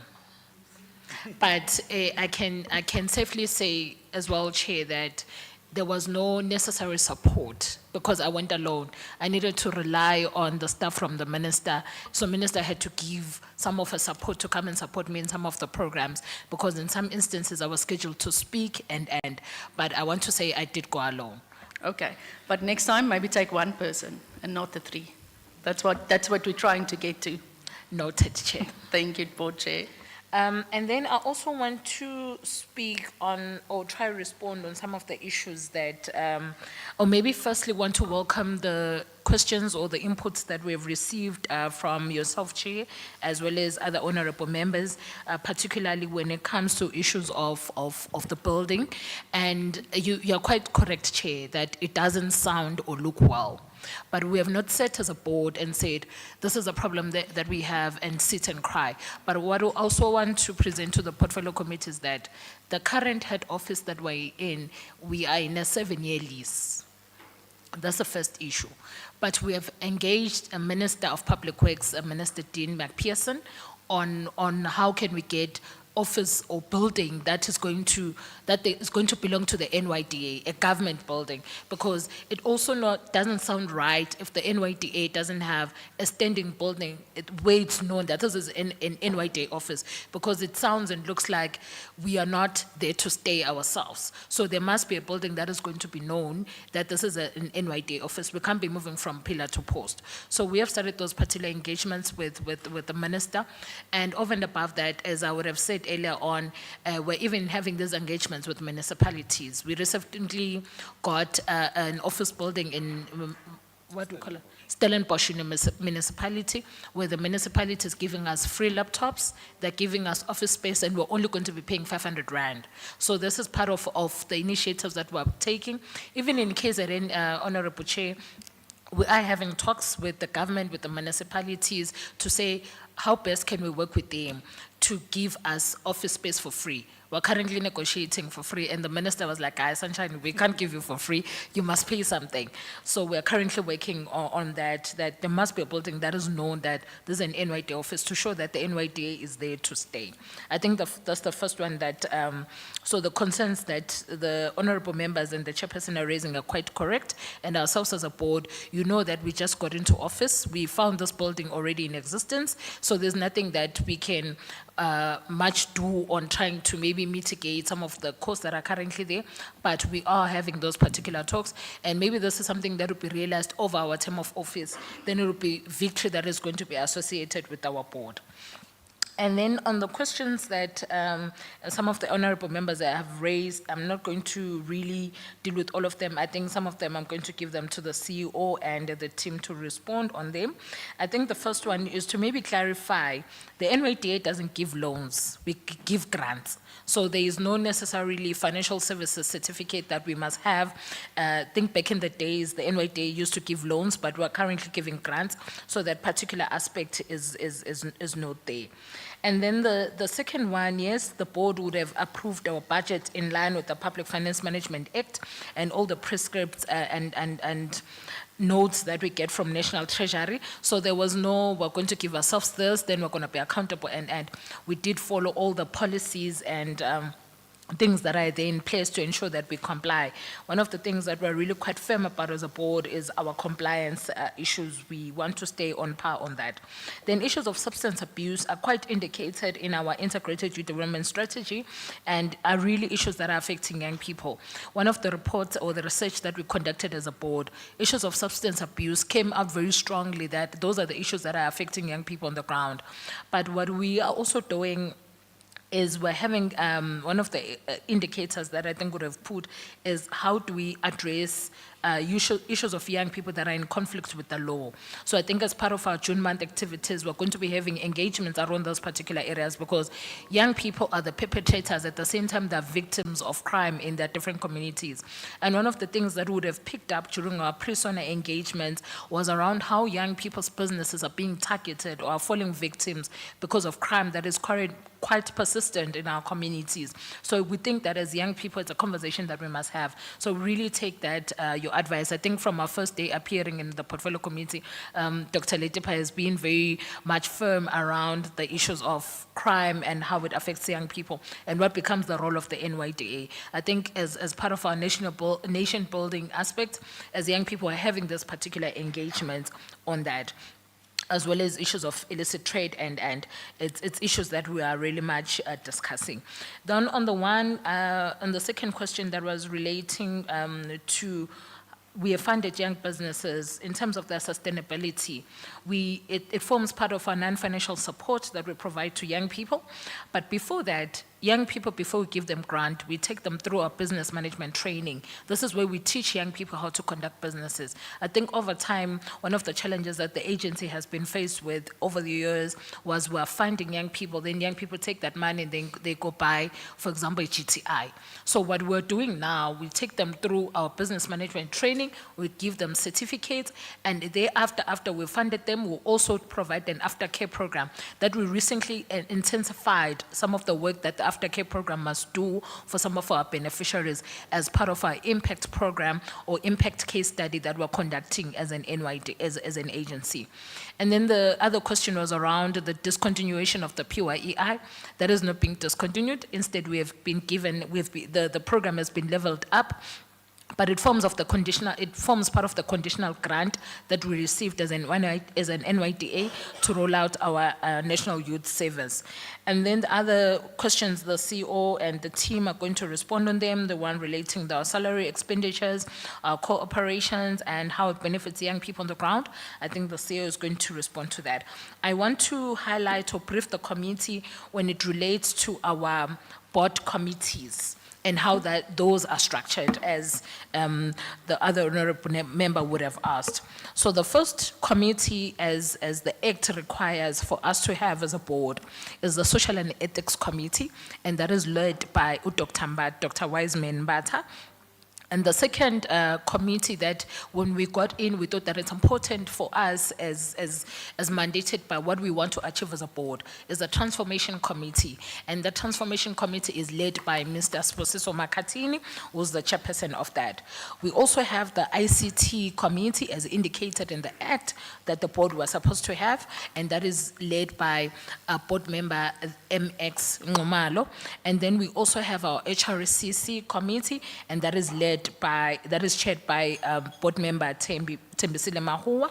And then the last committee that we have is the Investment Committee, and that is led by the deputy chair. And this committee is they sit as indicated or as required, and those particular reports are processed in the board, and that also improves and it also shows the overall performance of the board members, that all of us are working towards what we want to achieve.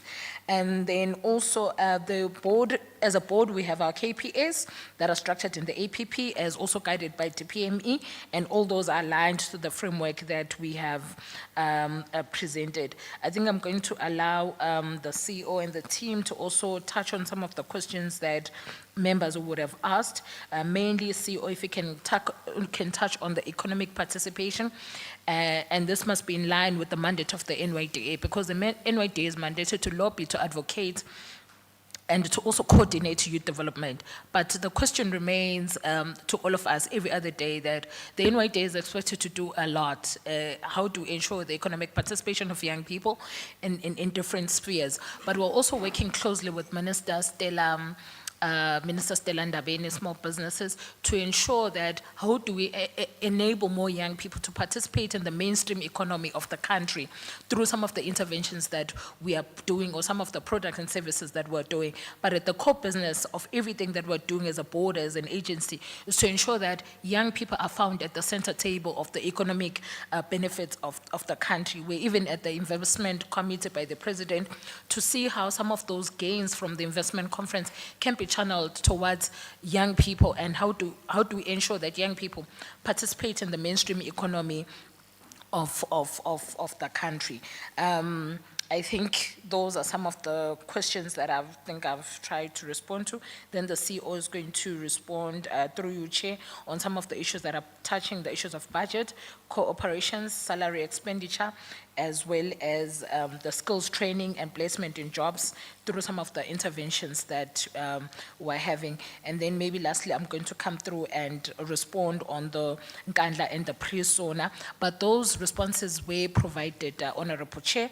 I think the committee should have received them. Soon after the portfolio committee, it was detailed. I think it was about a 66-page document that we sent, and the one relating to the ARC, I'm going to request that the executive authority responds to that particular one, as the Companies Act requires, but maybe I would also come through on some of the issues that would have been raised, maybe left unattended. Thank you very much, Chair.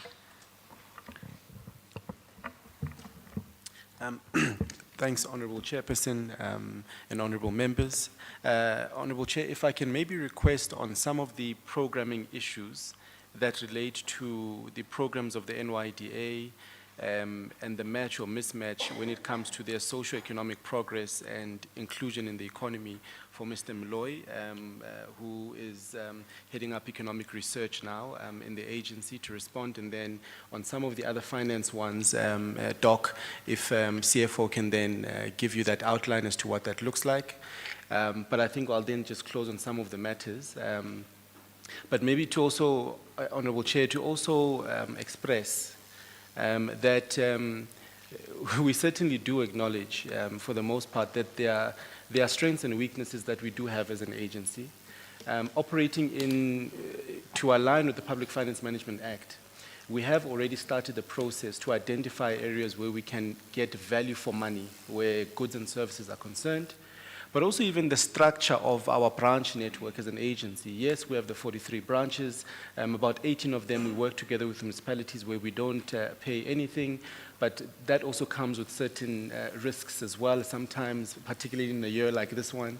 But we're thinking around more sustainable solutions around stabilizing our branch network, but also the board is also driving this year an initiative around Panda Thursday, which the thinking is really to have a one-stop shop for young people for the services of the NYDA in rural areas, which is linked to, and it's almost as if, Chair, you are speaking to the acting executive director for operations.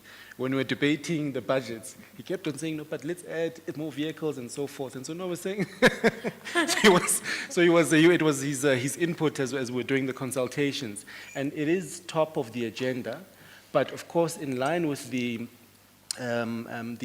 deficit management and reduction plan that we're implementing over the next 3 years, we are phasing it in so that we're able to reach young people through such mobile offices over the medium term, so that we don't, one, overcommit ourselves, but at the same time do it in a way that is sustainable. So it is to confirm that it is in the plan, but we're also conscious of doing it in a way that demonstrates value for money as required by the PFMA, but also where it would be most impactful as well. I thought maybe just to elevate that particular thinking around our approach to some of the matters that honorable members have raised. But maybe if I can request Mr. Mloy, if you can tackle related to the budget, and then just provide texture to it and our forward guidance and thinking regarding those matters. Thanks, Honorable Chair. Thank you, CEO. Through you, Honorable Chair. Thanks, Doc, for the question regarding the mismatch between economic growth and and the employment mismatch. I think the reasons are quite varied, but at the center of it boils down to the structure of the South African economy. When you look at South Africa's GDP through the statistics that get published by Stats SA, what you see is that the South African economy is largely driven by capital-intensive sectors, right?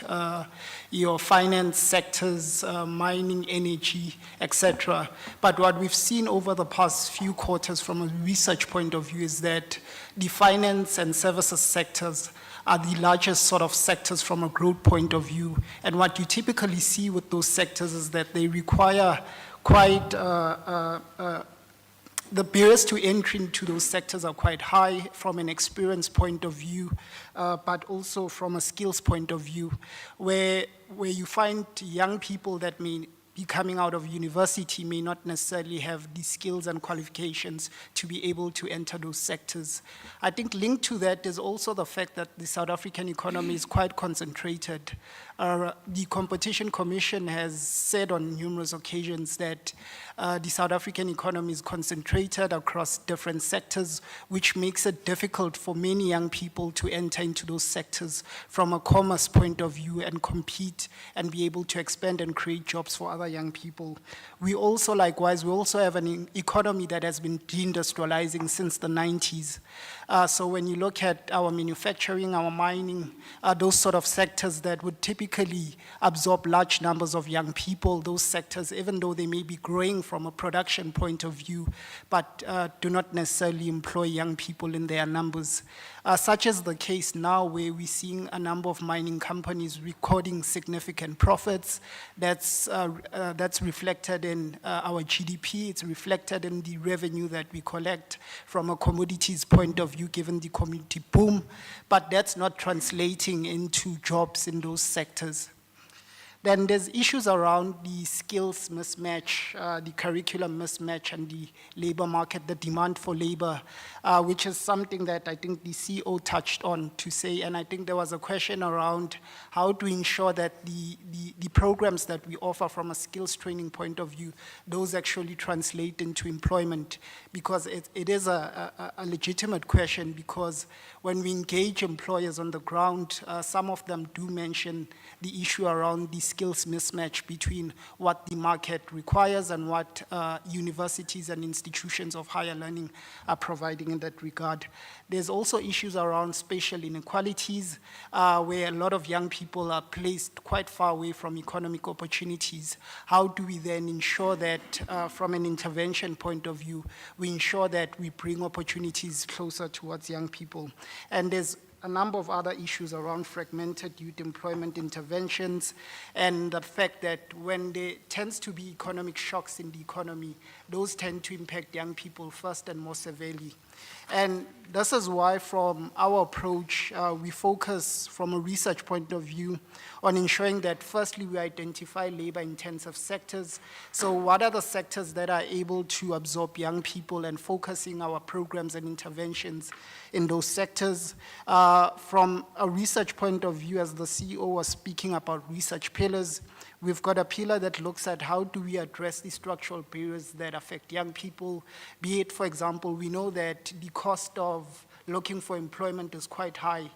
Young people require, I think it was the Minister of Finance that was saying that when you compare South Africa with a number of countries globally, it's quite expensive for young people to be able to access job opportunities given our high transportation costs, etc. And from an intervention point of view, we are trying by all means to link young people to economic value chains. And I think I'll just close off by saying, with the question of how to ensure what mechanism is there to ensure that the skills training that we offer leads to employment. I think this is precisely why the CEO presented the impact measurement framework. It's intended to assist the agency in terms of addressing that specific question. We'll be able to track young people over a period of time to ensure that we are able to see those transitions and pathways as we implement the programs of the agency. I'll leave it there. Thank you very much, Chair. Thank you very much, Chair. I will just touch, I think, on 3 questions. Chairperson, also just to highlight and agree with you that part of the areas that we are looking into is within our lease accommodation with the head office building. We are on a 7-year lease that started only last year, but if you look at the numbers, we have a portion that we can control relating to utilities. We've rolled out an energy reduction plan, which is one of the critical elements to reduce the, what we spend on the head office building. As much as there are some structural elements that are limited, but we're looking forward to see how that number is going to materialize. And when we come back for Q1 and Q2, we will be able to report on how much that energy reduction plan has saved us in the utility bills, specifically in the head office. There was a question, I think more of a clarity question, although the chairperson spoke to it regarding the income, the finance income. That is more from a passive income perspective. It is not loans. So what we have done with the incoming board, we were able to implement operational cash management strategies to ensure that whatever cent that we have as part of our working capital cycle with the bank, we're able to realize some finance income to help us with some of the cost pressures. So it is an additional revenue stream. It's passive in nature, it's not relating to loans, it's a measure from our cash management strategy. We also report on it on a quarterly basis through the enhanced reporting to the executive authority from our financial reporting. That leads me to the last, the final portion also that was asking regarding the PYEI salary cost. So as part of as the fund manager, we get a fund recovery of the salary cost of the PYEI employees. The employees are linked to the PYEI contract, such that when we do our quarterly reporting, one of also the other measures that you would see that we implemented with the incoming board is we do our financial monitoring on NYDA standalone. That looks at without PYEI, and that's part of a very critical business risk management tool. At any given point in time, we are able to understand what our finances would be if PYEI would not be there tomorrow. We then take it then a step to say, what is NYDI excluding donor funding as well? Because that's also a conditional revenue stream. What would NYDA do where we do not get this donor funding income? Then we go and we look at a consolidated picture. So it allows us the comfort to say when we budget the 270 million for salary costs, if PYEI goes away with the salary fund and the headcount tomorrow, NYDA would be sitting at this amount, and we ensure that NYDA is able to therefore absorb that cost so that we mitigate the risk of anything that's out of our control happening, and the budget is not therefore inflated because of the PYEI. Thank you, Chairperson. That was the only three.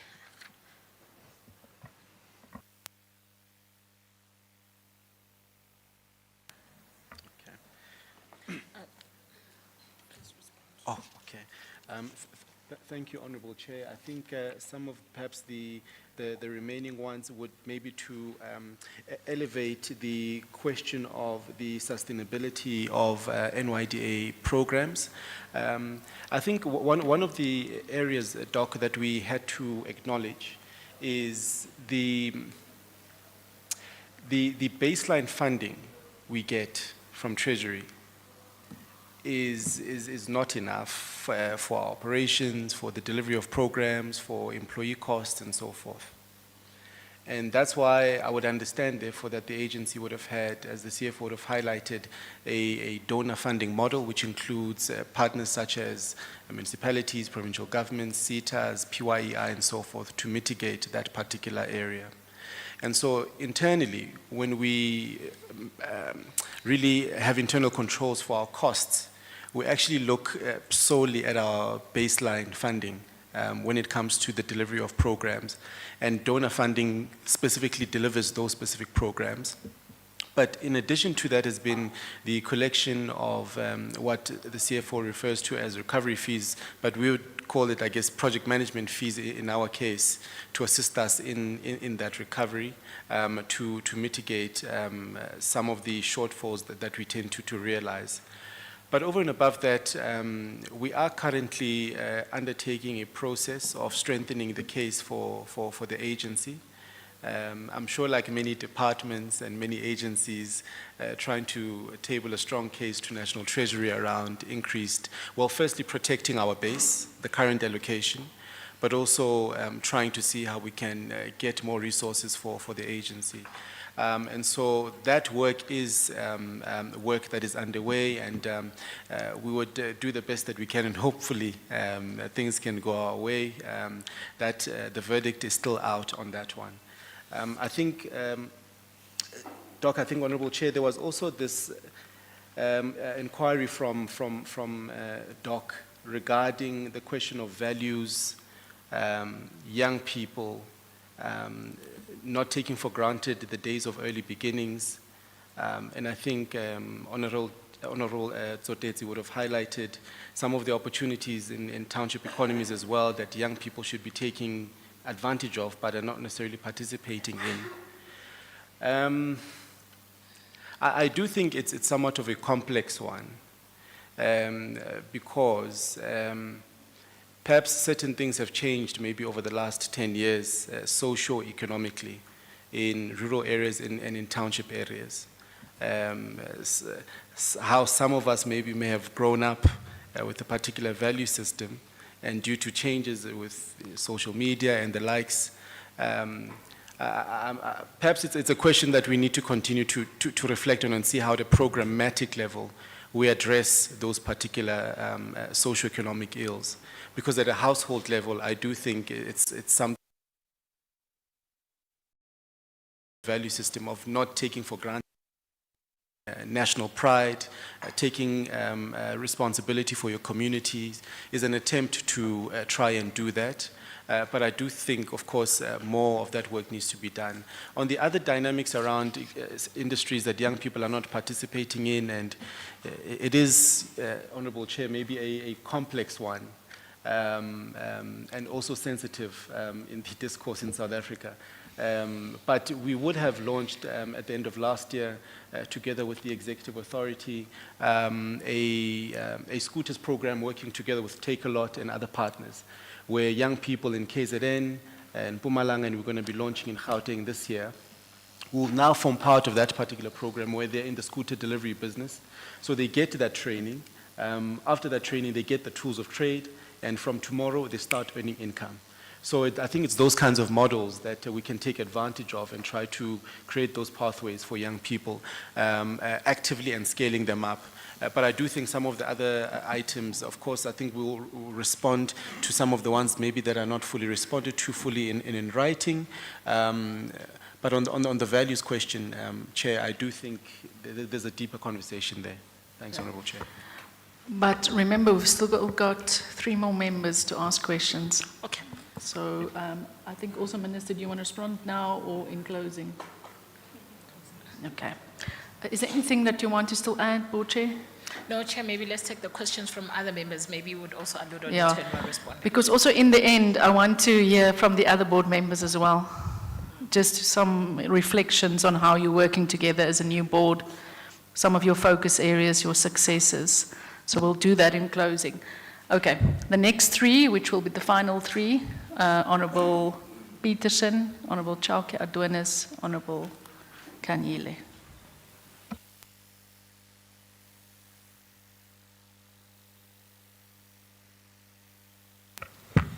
Thank you, Chair. Greetings, everyone. Chair, I think one of my questions with regards to the Presidential Youth Employment Initiative would have been touched on. But on the 1.8 billion allocated, one would want to know how many of these opportunities will translate into sustainable long-term employment. And from the previous allocations, how many young people are still employed today? Because without that, Chair, I think we would risk this becoming an expensive cycle that does not change lives.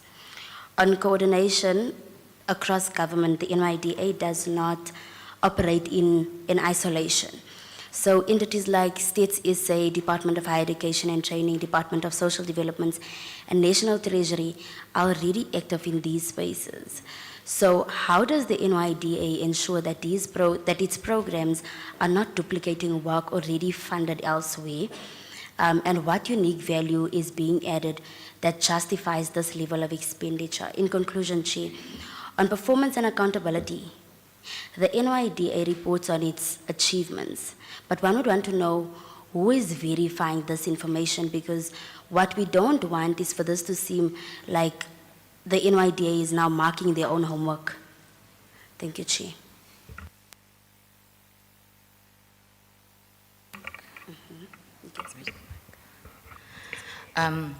Thank you very much, Chairperson, and thank you very much to the NYDA board, the CEO, officials, and the executive and the support team as well. I think I would like to just start off by appreciating the presentation that was quite extensive and explicit in terms of the work that has been done by the NYDA in terms of narrative report, but also in terms of what they seek to achieve, and some of the answers to the questions that have been raised by members of the Portfolio Committee.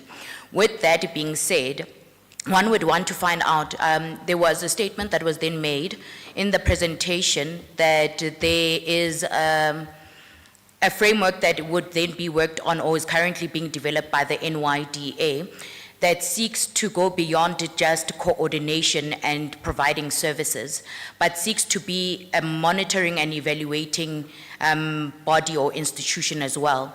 One would want to find out, would there be any duplication of the responsibility and role of the Department of Women, Youth and Persons with Disabilities with what the NYDA seeks to achieve with this particular framework that also speaks to them monitoring other departments in this regard? Or is there or does the framework sort of speak towards the collaboration between itself and the department, where the department ultimately would then have the oversight mandate and responsibility, which is within the Constitution? Now, also, in terms of the evaluation of the impact of programs, and I think my colleagues have also spoken to this, how are we able to measure the impact of programs that are being implemented and services that are being provided by the NYDA versus just looking at the output? So are we looking at meeting the targets on performance and impact-based value, or are we looking and evaluating based on, just saying that we have achieved this particular target, and what matrix and formula is being utilized for us to ensure that those targets are being made or are being met ultimately? And perhaps that would also be quite interesting. And I think this NYDA board that has come in and this cohort, including the entire collective, has become very innovative in how they are able to, sort of maneuver and really be innovative in how they can report, monitor, keep track, coordinate across sectors on behalf of young people. So I think it's important for us as part of your compliance, and I think you have spoken quite heavily on that you want to work to ensuring that you're also compliant, but not only that you are impactful. And with that, being impactful, you have spoken about being sustainable. What is the sustainability plan for the services that are being provided by the NYDA, such as you have indicated, the chairperson has spoken to the grant program and the aftercare program, and perhaps if I might have missed it, if it has been alluded to, in terms of how you seek to empower young SMMEs and entrepreneurs enter into the open market, into the competitive market, and really accelerate their businesses to become, not only nationally competitive, but globally competitive as well. And I think that's quite important. How do we scale the businesses? And I think perhaps with that should be, I think the response would be through your strategic partnerships.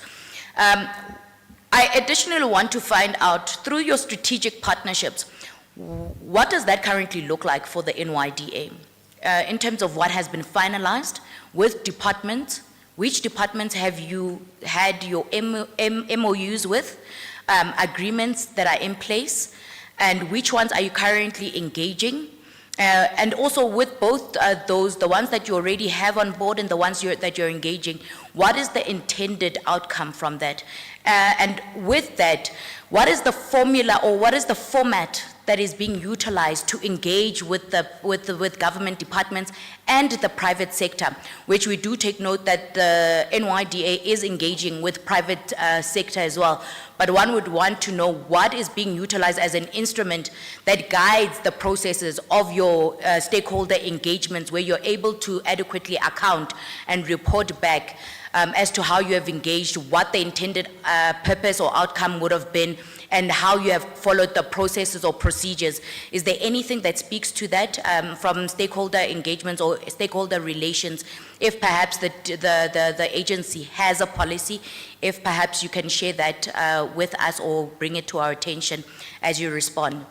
When it comes to the disability youth strategy, I think one would want to know if there would be, I think it's outlining the work in which you seek to achieve through this strategic framework.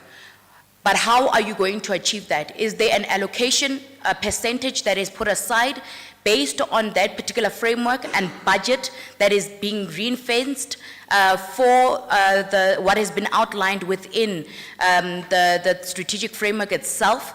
Or would this be just a guiding policy and a guiding document that would guide the operation of the NYDA and how it rolls out its programs in ensuring inclusion and accessibility? And I want to know, in terms of your segregated data, how are you able to analyze the segregated data? And I think the CEO, CE spoke to the targets that you're looking to achieve. If I can remember, one of them for disability was 5,000 something, and it would be increased, right? I want to know, how do you gather this information? When an application is made by a young person, is there a portion or a section that indicates where they can stipulate the disability, and with that, what type of confirmation process do you take in order for them to confirm that yes, indeed, they are a person with a disability? Or what type of segregated data is there for those who are in township and rural communities, in farm areas, and also those who are coming from the LGBTQAI+ community, for you to be sitting with factual data and statistics that is collected by yourselves? My second last question would be on your research. The research element, there is an investment towards the research. One would want to know if there has been any interdepartmental collaboration that has taken place with agencies, institutions, or even departments on gaining some of this research that you are requiring, where perhaps there would not be a duplication of the work that you are doing. And what exactly is the cost drive around the research unit of the NYDA? And from the research that is then collected, how do you seek to enforce the recommendations that are coming, that are would be the outcome of those particular findings in policy, in practice, and in implementation as well? How would they then guide the NYDA in implementing its programs or designing its programs ultimately? My last one would be in terms of the grant system. This would be the grant and the NYS program. What is the process of the awarding of these grants that is being followed by the NYDA? Is there a set aside percentage that you are strictly following when you are allocating, where there is a set aside that must be followed and must be met? On the NYS, in terms of your absorption, are you ensuring that you are absorbing and in accordance to ensuring that you are meeting and reaching all young persons in their diversity, or is it just a matter of the young people who then come in, it's a first come, first serve? If you can provide us with that information as well, I think it will also be helpful. But we'd really like to congratulate this board on being innovative and creative, and we really want to see what it is that they will be able to do throughout their term. Thank you very much. Honorable Kanile, and then Doc wants a last bite. Thank you very much, Chair. Am I audible? I'd like to take this opportunity and welcome the presentations that we have received, and greetings to you, Honorable Minister and NYDA. Chair, I was trying to ascertain if we have received our written responses. I remember the chairperson did speak around that issue, but I have not received the responses. We did? Oh, okay, I have not sent them, I'll double check, okay. Chair, in the presentation, there was a program on program 2 that spoke about 2,000 young people that are placed in jobs. And also it indicated that there's 600 young persons with disabilities that are capacitated with training and entrepreneurship. What I want to find out is, are these persons with disabilities placed in jobs? And what is the criteria that is being used by the agencies to determine which group of young persons goes into which available opportunity? Because when I looked at most of the lines that were there, it is mostly young persons. It just says young persons, 25,000, 10,000 that are into jobs. And the ones with disabilities, I think it said here, or they are placed in jobs, but the other ones, they are offered entrepreneurial opportunities. So I'd like to find out what is the criteria that you use to divide these two groups, number one. Number two, I was also looking at the numbers of young persons that you want to reach in the 26-27 financial period. The number of your persons with disabilities is very low, because there was, I think, a column where you only referred to 600. How did you arrive at that number? How did you arrive at that 600 target, whereas the other target goes in the range of 10,000? I am raising this question because we are well aware that up until this day, persons with the disabilities are still the ones that are being left behind. And if us within this portfolio meant to look after this community, we're still going to sit here and look at the targets that don't balance, I think it's unfair to that community. And Chair, I don't know how I'm going to phrase this question. This one is around the issues of LGBTQIA+. The chairperson, during her preamble, she mentioned that there's going to be a training on gender inclusive. But what I want to find out is, at the moment, what tool do we have in place to measure how many people who fall within that community are being assisted? Because issues that relate to people of the community of LGBTQIA+, pardon me if I'm not pronouncing this correctly, they fall within this portfolio. So we would want to know, what tool are you able to use to measure that you are actually reaching out to them, you are actually able to assist them? I'm also asking this because this is another question that I've asked SAPS. We had SAPS in our portfolio committee. We know that we have areas where they would want to attack them and kill them because they're saying they're using corrective rape, if you know what I mean. And when you go to SAPS and you ask them, how many persons from those communities have been affected, and how many cases are you investigating, and how many cases have you taken to court? They say they do not have that statistics because they just record as male as female. So I just want to find out that we ask them to work on that, because I think it's going to be a true reflection if we were to have numbers that speaks exactly to that community. But also, I just want to find out from the agency, what tool are you using? Chair, I don't know if I missed the information on the audit finding. If I remember very well, the agency did receive an unqualified. However, there was a disclaimer that indicated that this matter was referred to the National Treasury for further investigation. I'd like to find out what is the status on that matter. On the issue of mobile trucks, the chairperson, I think she has answered this partially when she indicated that the agency has 17 mobile trucks. The question that I have now, chairperson, is Does the agency have people to man these trucks? Because it would be dangerous for us to have trucks that are there just for cosmetic purposes. If we have trucks, we must be able to have warm bodies or people that are going to be able to operate it. I serve nationally, but I'm deployed in Mpumalanga, in Lekwa municipality. You have been there in Sandton. And why I am raising this, we do not have an office of the NYDA in Lekwa. The nearest office is in Secunda. Secunda, it's about 60, 80 kilometers away from Sandton. That will mean they will need about 120, 150 for a return trip. For someone that is unemployed, that is a lot of money.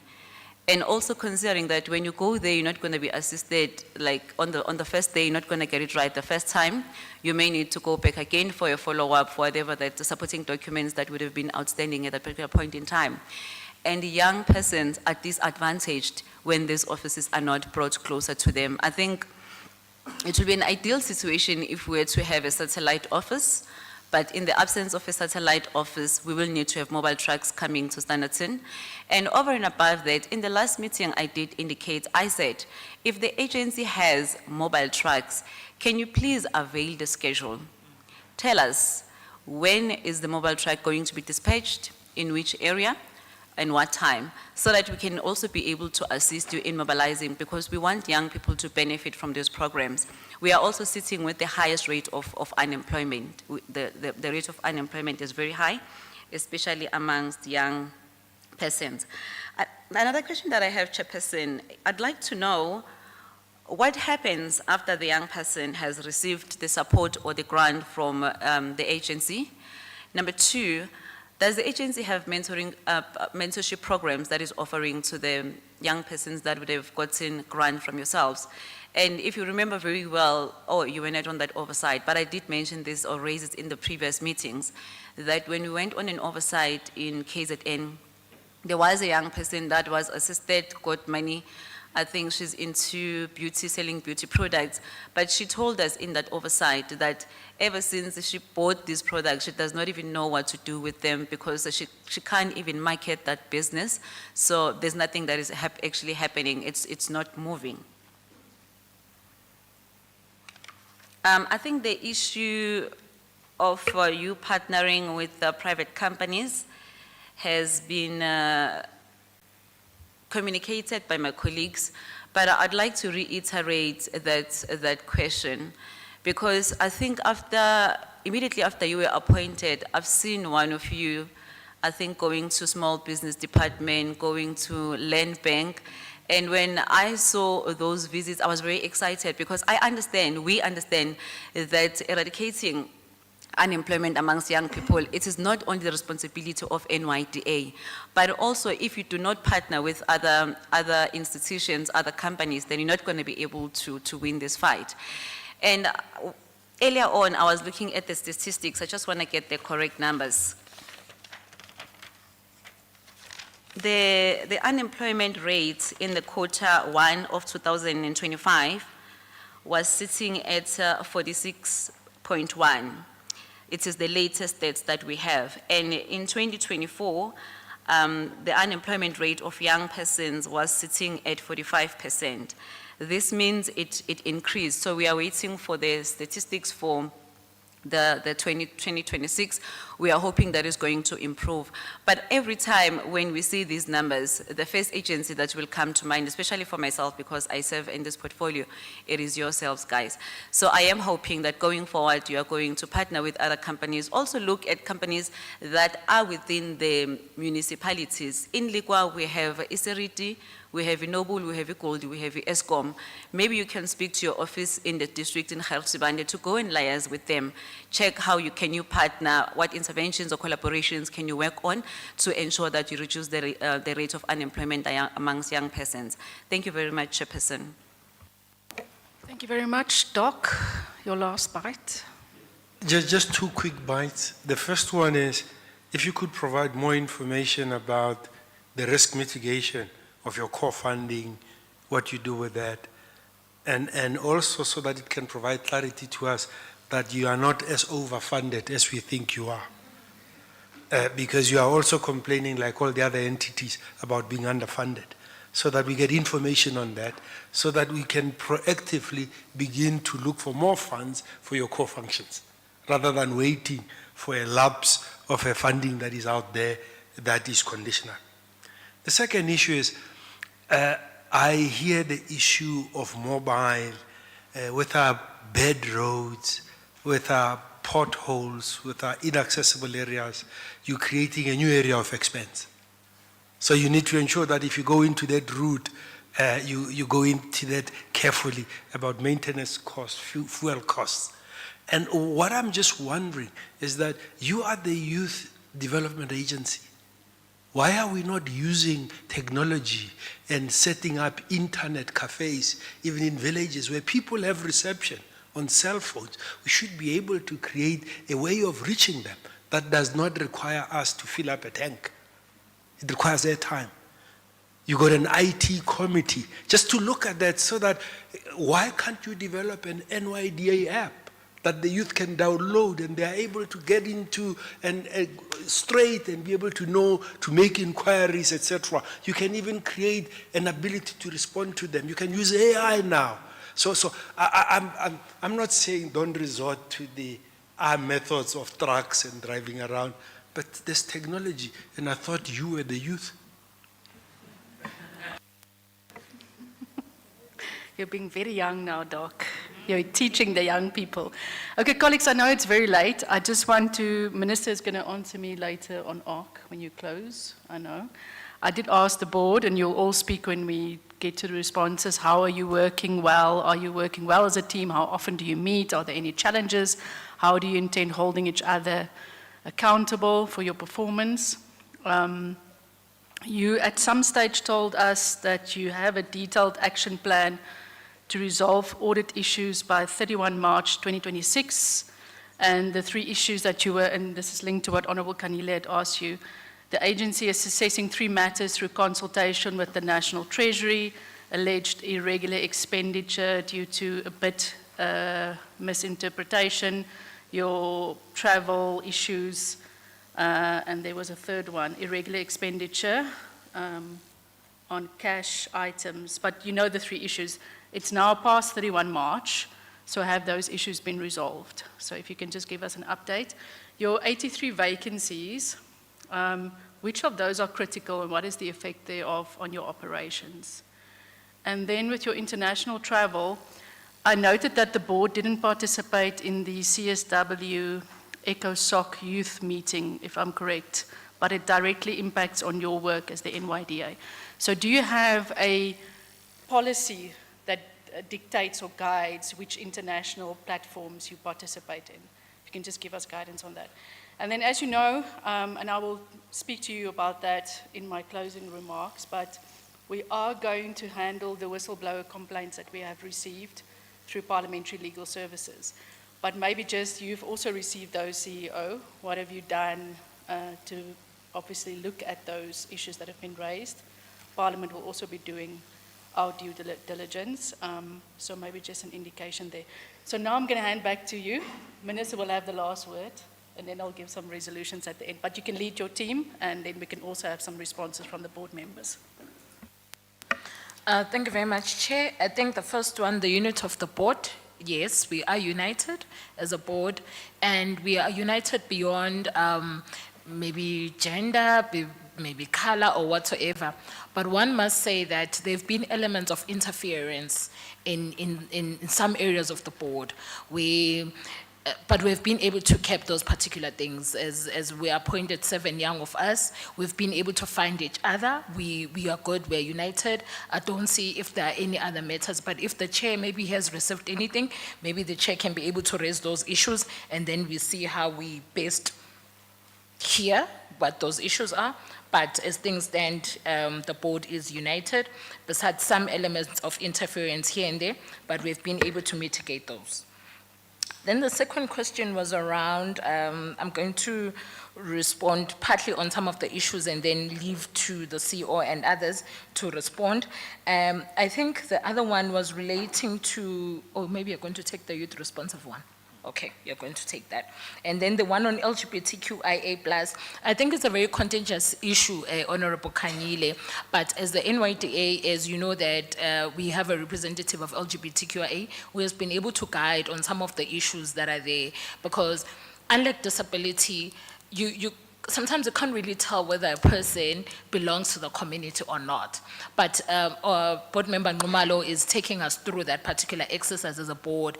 Board Member Nxumalo even is the one that came with the issue of us being trained on some of those issues, on how to, all of us as an NYDA or as an agency, better understand when it comes to issues of LGBTQIA+. But I think it's also going to assist government as an entirety to give good best practices or some of the insights when it comes to issues of LGBTQIA+.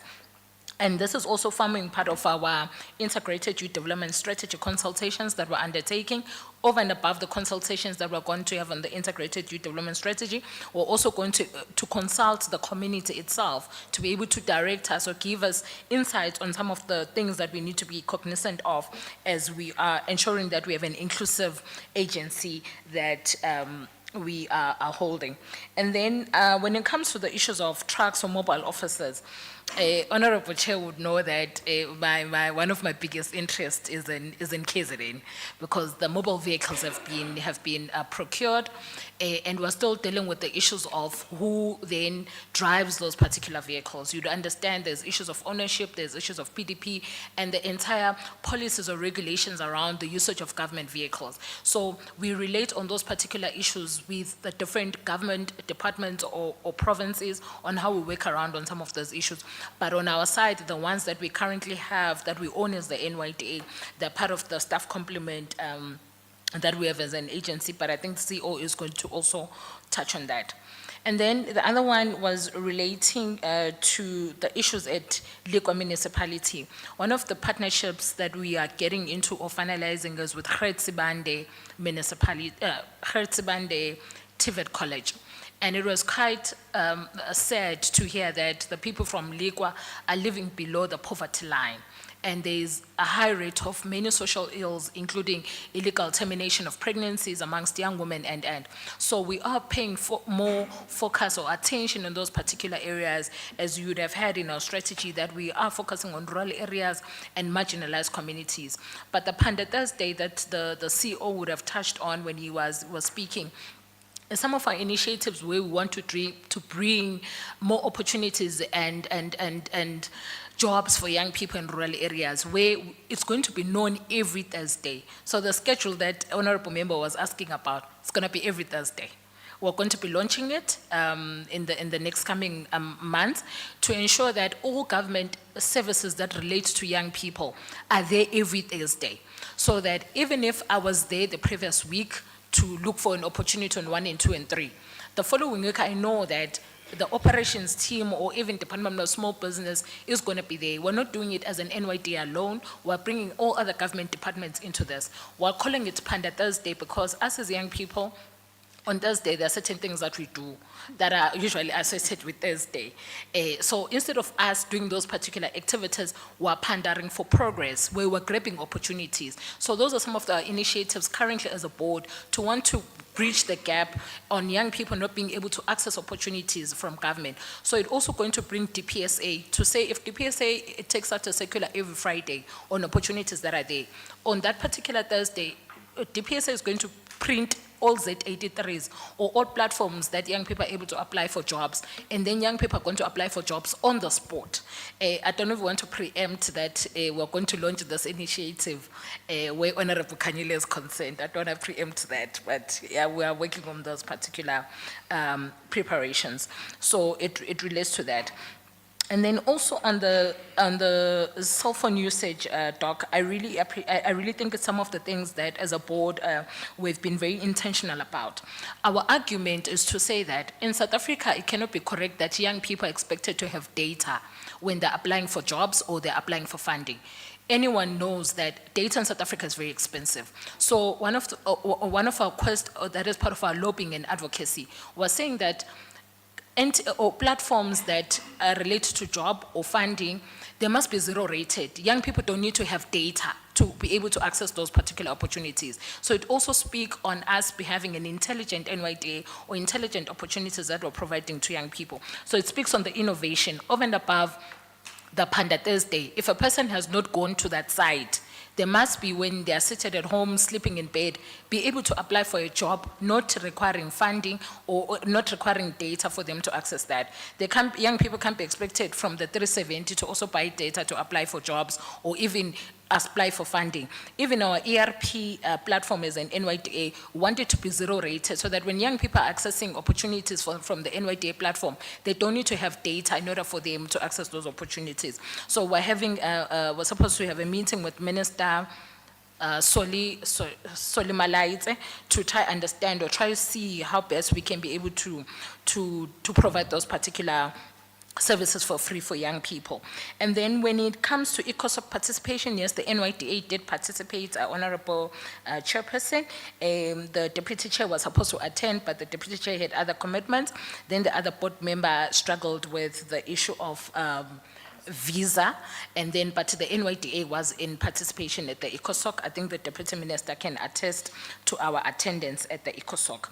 And then the other item, Honorable Chair, that I would want to touch on is the matter that was last raised in our last Portfolio Committee meeting regarding the 71.4 million. I can confidently say, Honorable Chair, that matter has been resolved with the National Treasury as well as with the AG.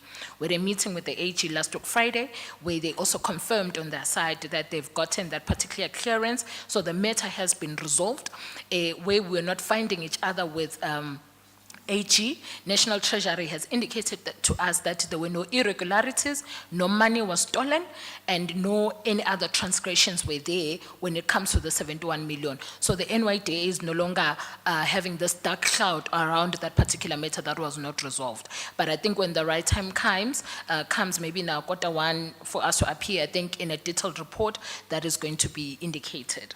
And then the last one, Honorable Chairperson, is one relating to the ARC matter.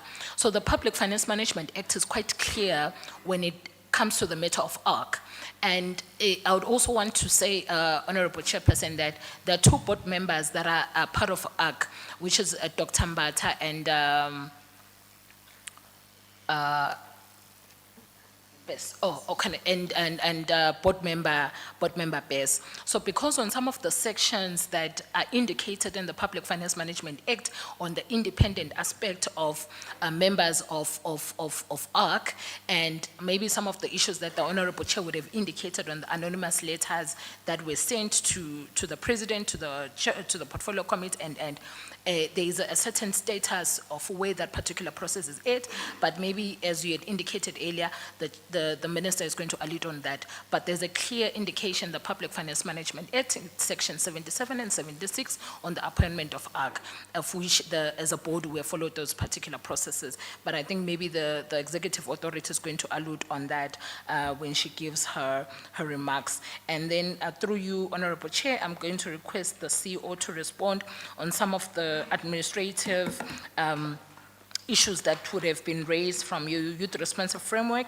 and some of the departments that we're working with, but one of them will be Department of Higher Education and Training that the agency is strongly working with, understanding some of the pronouncement that the President would have made around TVET reforms on how we look at the SETAs and how best can the SETAs work for young people in South Africa. So we're working on those particular engagements, also including issues of centers of specialization in the maritime and in the agriculture as well as in the mining space. But majority of the issues I think that concern that, the CEO is going to respond to that. Thank you very much, Chair. Thanks, Honorable Chairperson. Maybe just a quick response to some of the areas that were raised. From, I guess, a whistleblower point of view, the NYDA does have a whistleblower policy, fraud and corruption policy. Internal audit, as another layer of assurance, has started those investigations. And so that process is ongoing, and of course, it's being overseen in addition to the Audit and Risk Committee, the board, and of course our executive authority. So that work is indeed underway as per the policies of the NYDA. I think maybe just to respond to that one, Chairperson would have highlighted a number of the ones. Maybe Doc, with respect to the core funding, we will respond properly in detail writing so that we're able to highlight the areas of risk and areas of opportunity, what is being done, and perhaps some of the collective effort that might be required to address it. And Doc, you're quite correct that what seemingly might appear as an increased budget is not necessarily the case, because it's not our core funding, our sort of baseline funding. And so that risk is indeed, as the CFO would have highlighted, a business risk that is there, that we need to make sure that those mitigations are there. So we will detail them, and of course I think the plan that we have in place. But even the budget, Honourable Chair, we initially had of course acknowledged, because of the demand of NYDA services, over time the NYDA did incur a deficit operationally. And part of what we've then done is, of course, a deficit management and reduction plan, which over the medium term, we think would then be able to stabilize that deficit to break even. And so all of those efforts are part of mitigating some of the operational risks that arise due to the demands. But we'll then really break it down, and then we can have an engagement around it as to whether or not it's rigorous enough or not. And I think that your insights will also be able to assist us as to maybe are we covering some of the bases that we need to cover. ICT, we have recently made a submission to ICT, ICASA. Governments do have, there is provision for state entities to apply to ICASA to have websites zero rated. So we've made that application for our ERP platform so that young people who access our ERP platform can access it data free, zero rated. So we are waiting on that particular response from ICASA that will assist us. The tracking tool, Honorable Chauke, Honorable Kanyile, regarding marginalized groups, in particular LGBTQI+. What we've done now, as we've started this financial year, young people who are applying for our grants programs and other technical skills programs, in the application itself, we have included a section of declaration as to whether or not young people fall within a specific grouping or not. It is a point of data collection that I think in many instances was not being collected, and so we have started with that process, and I think the research team is then going to assist us to track it over a period of time. What is being done with young people after they receive the funding? Young people after they received funding from the NYDA, there is a post-disbursement exercise, which is a quality assurance to ascertain as to whether or not the support they've been provided has indeed been provided. It's of the right standard, and young people are able to make use of it. Then after 6 months, there's aftercare exercise where then young people are then, determination is being made as to whether or not the intervention was meaningful and whether there's further support that is required. If further support is required, we do have the market linkage program where we then link those young people with other partners in the ecosystem that can either they can network and connect with or get other business opportunities from. And there is a mentorship leg, although I should say that we don't necessarily have enough mentors for all of the young people. And so we are faced with a conundrum where with the mentors that are there, they are really volunteering themselves to be able to support young people. Now, again, we're in a constrained fiscal environment. Do we pay for mentors? Do we not pay for mentors? That's then an internal debate that is being had. So to be able to scale it up, especially at the rate at which we would need that particular program to be scaled up. So I think if there are innovative ways in which we can really add to the pool of mentors, I think that would certainly be welcomed. There are set-asides to support and strengthen the disability strategy, set-asides internally in terms of internal hiring, set-asides when it comes to the grant program, set-asides when it comes to technical skills programs, and of course the National Youth Service as well, and those will be reported on.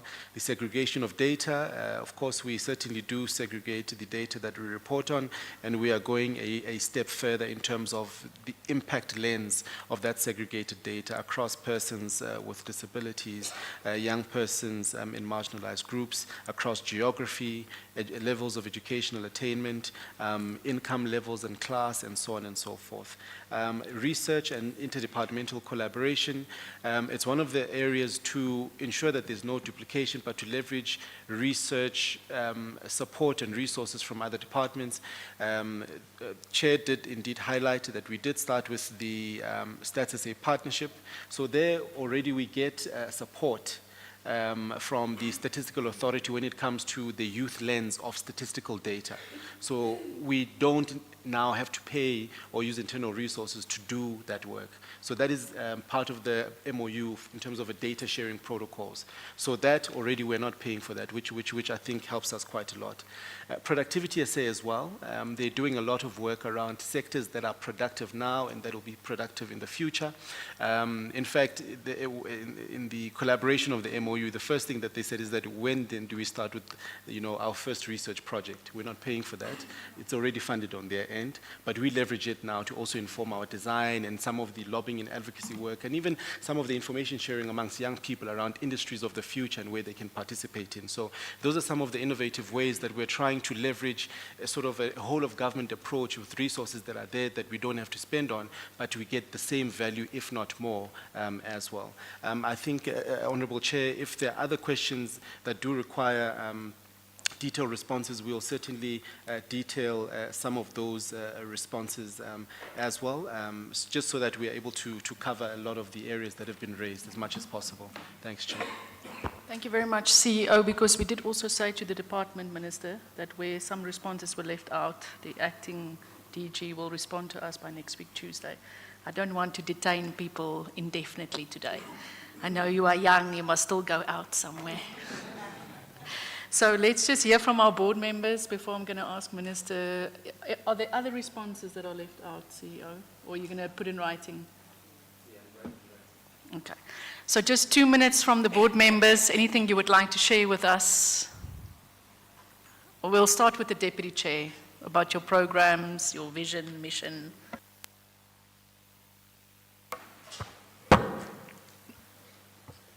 No, thanks. Chair of the session, greetings to the Honourable Minister, Deputy Minister, as well as members of the committee, our committee whip, the leadership of the NYDA led by the chairperson of the board and our CEO. Of course, I think even touching on some of the questions related to partnerships, which I think have come up quite a lot, of course recognizing that the NYDA as an entity alone cannot deal with the youth unemployment crisis. So then it becomes quite key then to leverage some of the intergovernmental relations that we have with DFIs, SOEs, as well as looking at work with the private sector to run some of those partnerships. So I think this year, Chair, historically the NYDA through the, my office, which was dealing with partnerships and investments, we looked at working with an organization called Hive, which hosts the Mining in Dabo Conference, which is the largest gathering conference on the African continent, looking at bringing international investors, etc. So the NYDA's participation there was quite key because through that engagement and through our partnership with DMPR, we're looking at putting together an investment platform where young people within the mining sector can sign up together with Hive and the DMPR and get access to business opportunities. So some kind of a facilitation in terms of business enterprise development and the likes. Of course, we finalized a partnership as well with the Department of Mineral Resources. And within this Youth Month activities, Chair, I think we'll be in a position to even extend an invite to the committee itself to come where we'll be hosting a youth and mining convention with the department.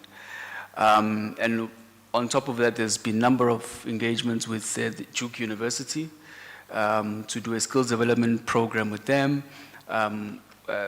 also linked to mining and energy in terms of some of those programs that they offer. And MQA, which is a Mining Quality Authority, one of the SETAs.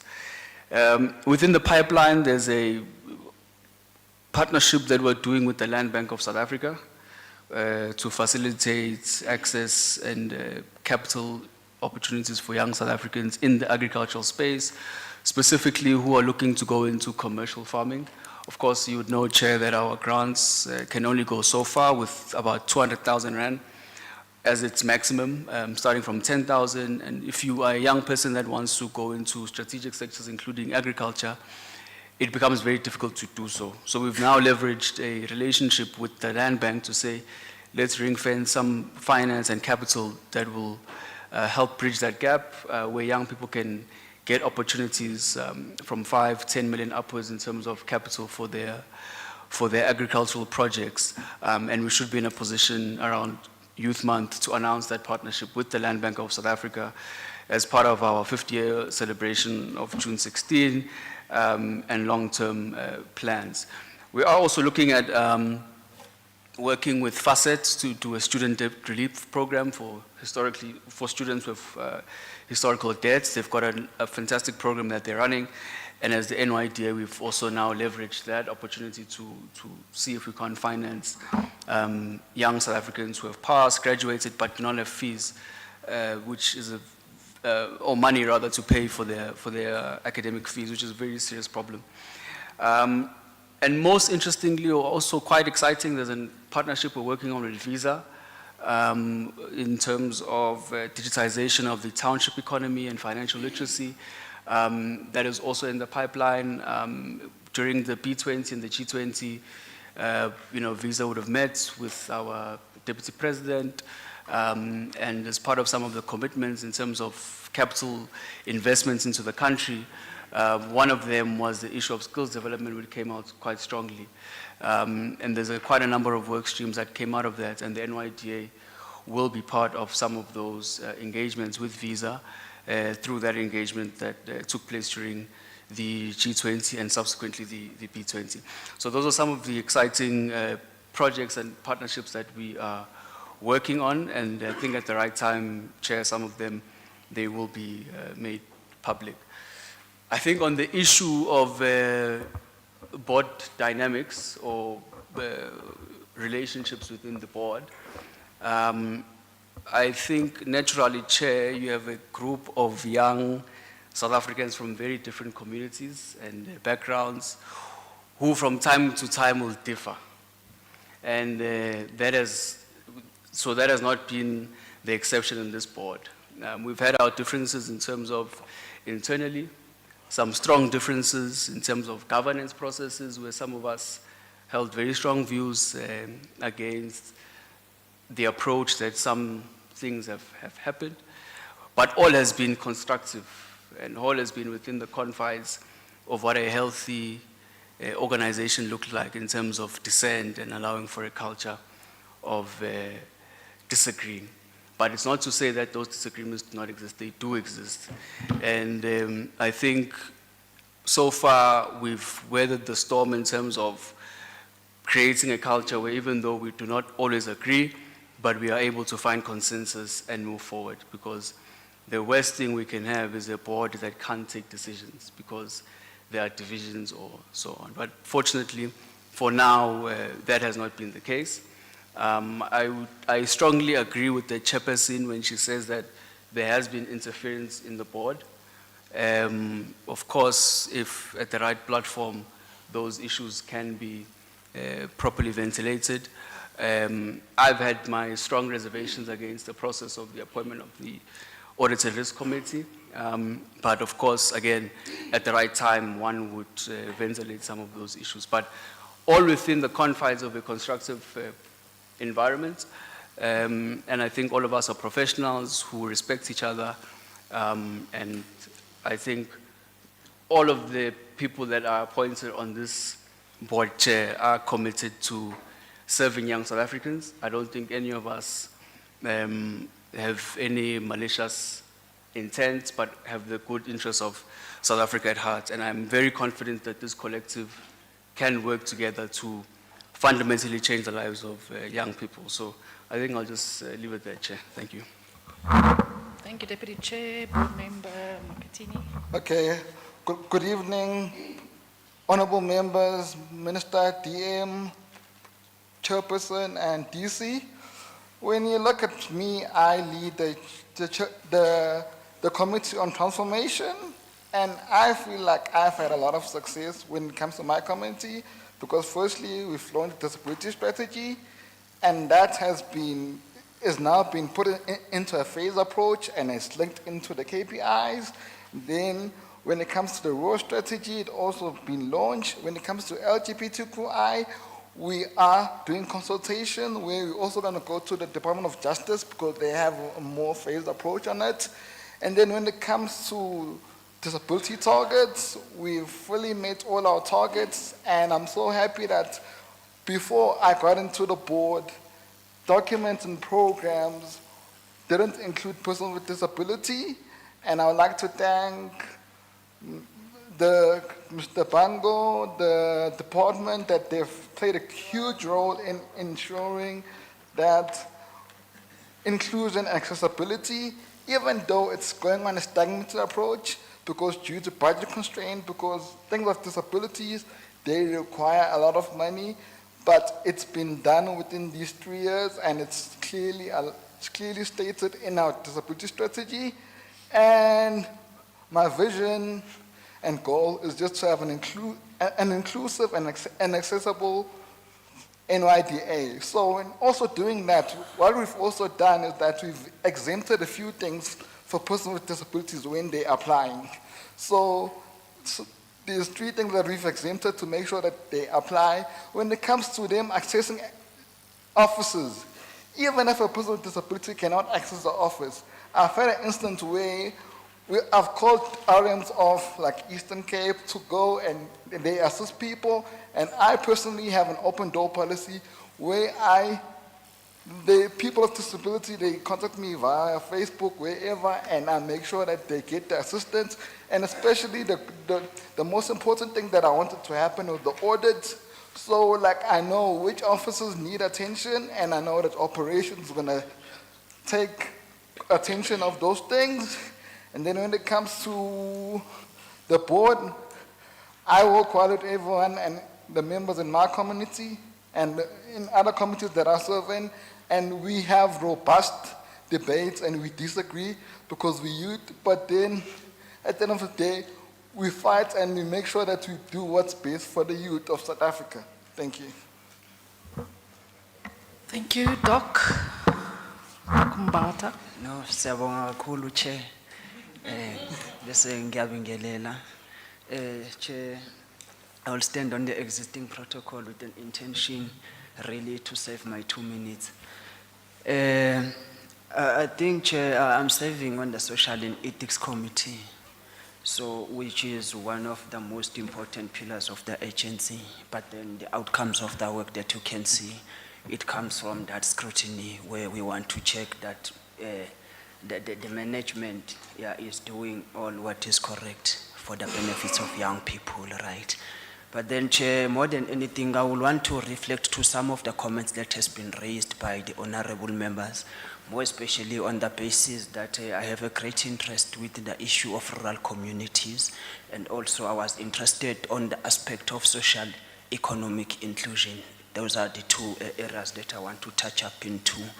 More especially when we speak of rural programs, Chair, I believe that this is a debate that shall always be on the table when the government discuss issues of young people, on the basis that we are living in a country that consists of 2 constituencies within it. It's the semi-urban and most important, the rural communities. And the issue with the rural communities, we're speaking of them separately from what is happening in our development, on the basis that this is the area that is significantly affected by issues of structural development. So as a result, when we render services to those areas, it becomes a problem because it requires one to have an intensified budget because when you go to deliver services in rural areas, you are expected to collect a number of people from various communities because they are living in dispersed communities, so the services, it is very hard to render them in those communities. Then therefore, with our approach to rural development strategy is that we want to ensure that decentralization of NYDA services, but bear in mind that there are no much offices that can be found in any rural communities in South Africa. So that as a result means that when we approach these communities, we firstly have to understand the background that they are living into in terms of information access, which is the particular issue with rural communities. So in this regard, as the strategy intensified, but I want to provide one of what I define as strategies toward addressing this issue with the partnership that I had with universities, understanding very well that we have universities which possess students coming from rural areas with significant information to opportunities that people from rural areas requires. So I believe that in that context, we'll have to expand to what we define as cooperatives that reach out with community as a manner of accelerating the NYDA services. What does that mean? That means that we have to find ways to create pathways from university students so that they will serve as one of our NYDA volunteers to render the information to communities that they come from, on the basis that these are students who struggle to access NYDA services or either to apply at the universities. Then therefore they become a very important members of the society now to say, can they go back to give back to their communities through information sharing. So this means that we want to create a group of cooperatives that will visit high schools, primary school, to render the CAO application services, university application services, and also to ensure the economic inclusion of people from rural communities. So with that aspect, one of the issues affecting rural communities as we are going to programs is the fact that the issues that we speak about from the urban perspective, the issues of crime, the issues of violence, but most importantly, issues of gender-based violence are hardly spoken to. So now we want to identify cooperatives embedded within the communities. These are cooperatives that will serve as a voice of community members in their respective societies. This is going to help us to say that as much as we expand, because we don't want to make an agency that is only for its only economic motive. However, the social aspect of the social development goal principles has to be observed. So by doing so, that means we will be capacitating the aspect to say that we want to achieve the social aspect of the SDGs by expanding programs that are not economically motive, but these will be programs that speaks directly to the issues that we are facing within the society, but they will be embedded in the context of rural communities, because these are communities that requires advocacies and also people that will raise their voice on their behalf. On the basis of three factors: one is that the government services are too far, the police stations are located in the urban sprawl of those rural communities. As a result, the poor people from far distances in rural communities, they are unable to go and reach out with police stations. Then therefore, the program that speaks to these issues, it can only be addressed through expansion of cooperatives and also community-based organizations that advocate for issues faced by rural communities. And then therefore, with those being said, Chair, to invite also the portfolio committee to take into considerations the issues of rural communities, because this is one of the national priorities. Then therefore we cannot only report on it by passing. This is the area that requires an extensive scrutiny and also a specific measures, so that we will see the extent to which we are able to reach out to these communities. And the last part is that the data that we have is the data from people who extensively apply online. But in the issues of accessibility for rural community, we do not have specific data on the number of people who apply for opportunities being rendered by the NYDA. So this is one area also that we want to zoom in, to say when we say we want to host a program, more especially in Kandla, we'll want to invite a number, because this is a service that will be a once-off thing. Then therefore we are expected to invite a number of schools as much as possible so that these young people will benefit from the on-site services that we are rendering. Then therefore I think those are areas that I wanted to clarify, because more especially on the issues of budget, because we will keep on coming to advocate for issues that face rural areas. And then it will always be, bring that fear to us if we want to host a rural program when we are going to be questioned about issues of budget, because we are not doing enough for rural communities. And we still have a responsibility to ensure that we invest more on those communities. I'm happy when you question the issues of budgeting and why it is expensive, but I want to also to put the portfolio on this position to say, the budget that you can budget for any first drive for Soweto will never be the same as the budget that you will budget for rural communities in Bizana. Thank you. Thank you very much. Board Member Maua. And I see you are like real politicians. You are not sticking to 2 minutes. 2 minutes became 12, became 22, but it's okay.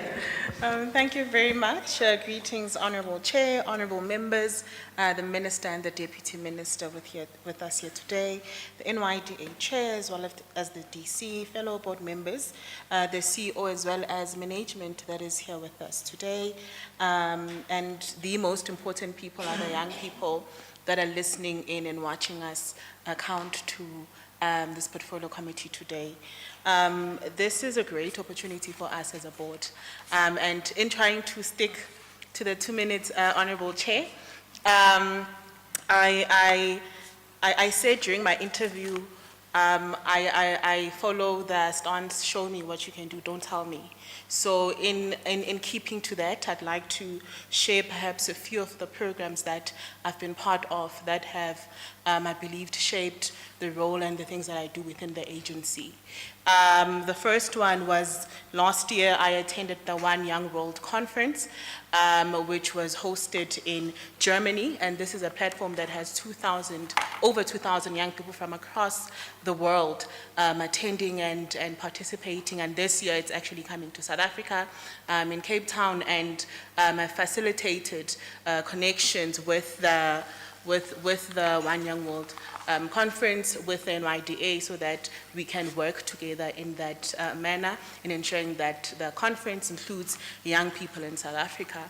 The second one is that earlier this month, in fact, I attended, or rather, I went with 4 young women to Zimbabwe. So this was a cultural exchange where I took 4 young women, one from Mpumalanga and 3 from KZN, different areas in KZN. It was initially supposed to be 11 young women, but we had issues with passports coming out late, and this was for a cultural exchange program at the Chief Dagamela Imitlokomelo Awards, and this is where young people spent 4 days interacting with young people from that side.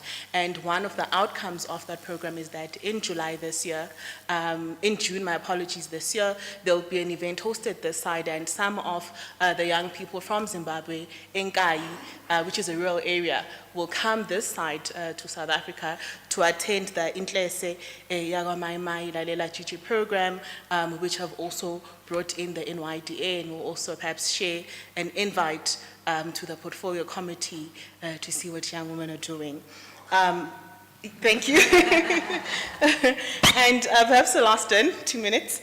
The last one is that I attended as well the ECSA HC a conference in partnership with NEPAD. This was in Swaziland last year, and as part of the outcomes of that, also sent the connection to the executives, the CEO chair as well as the deputy chair, to work together, because also we need to be cognizant of the role of board members, that we don't necessarily enter operations, but we create those linkages that will ensure that the agency succeeds, the agency has partnerships, and continues its work properly.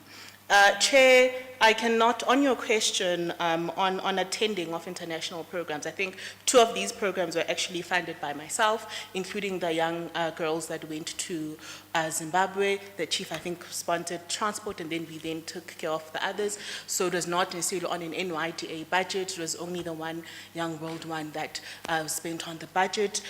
So on international programs, I cannot necessarily confirm or say what policy we have when it comes to inviting board members. I myself have not been, not received an invite to attend on behalf of the agency. It would just then be me utilizing my international platforms that I've acquired over the extensive career that I've made for myself and trying to bring in the agency. And on the question of working together as a board, indeed there's been, I fully agree with my colleagues, there's been a lot of heated debate, and that is expected, I believe, for an agency with passionate young people that are there to represent people in different spectrums. Particularly as the chairperson of the HRC, and as the custodian of the ARC interview and process, I do have some concerns, and I've raised this in the board, and perhaps at a proper time I would be able to stipulate some of those challenges that I've experienced with regards to governance and some of the things I find prudent and very important in this process. So there has been a bit of frustrations, I would agree, but it has been for the advancement of young people of South Africa. And as we as a board attempt to, of course, navigate through that and work together, I do agree that we have been able to move forward in executing our duties, because indeed a board that would only fight and not come to conclusions or not work or solidify what they're there for is a board that is redundant.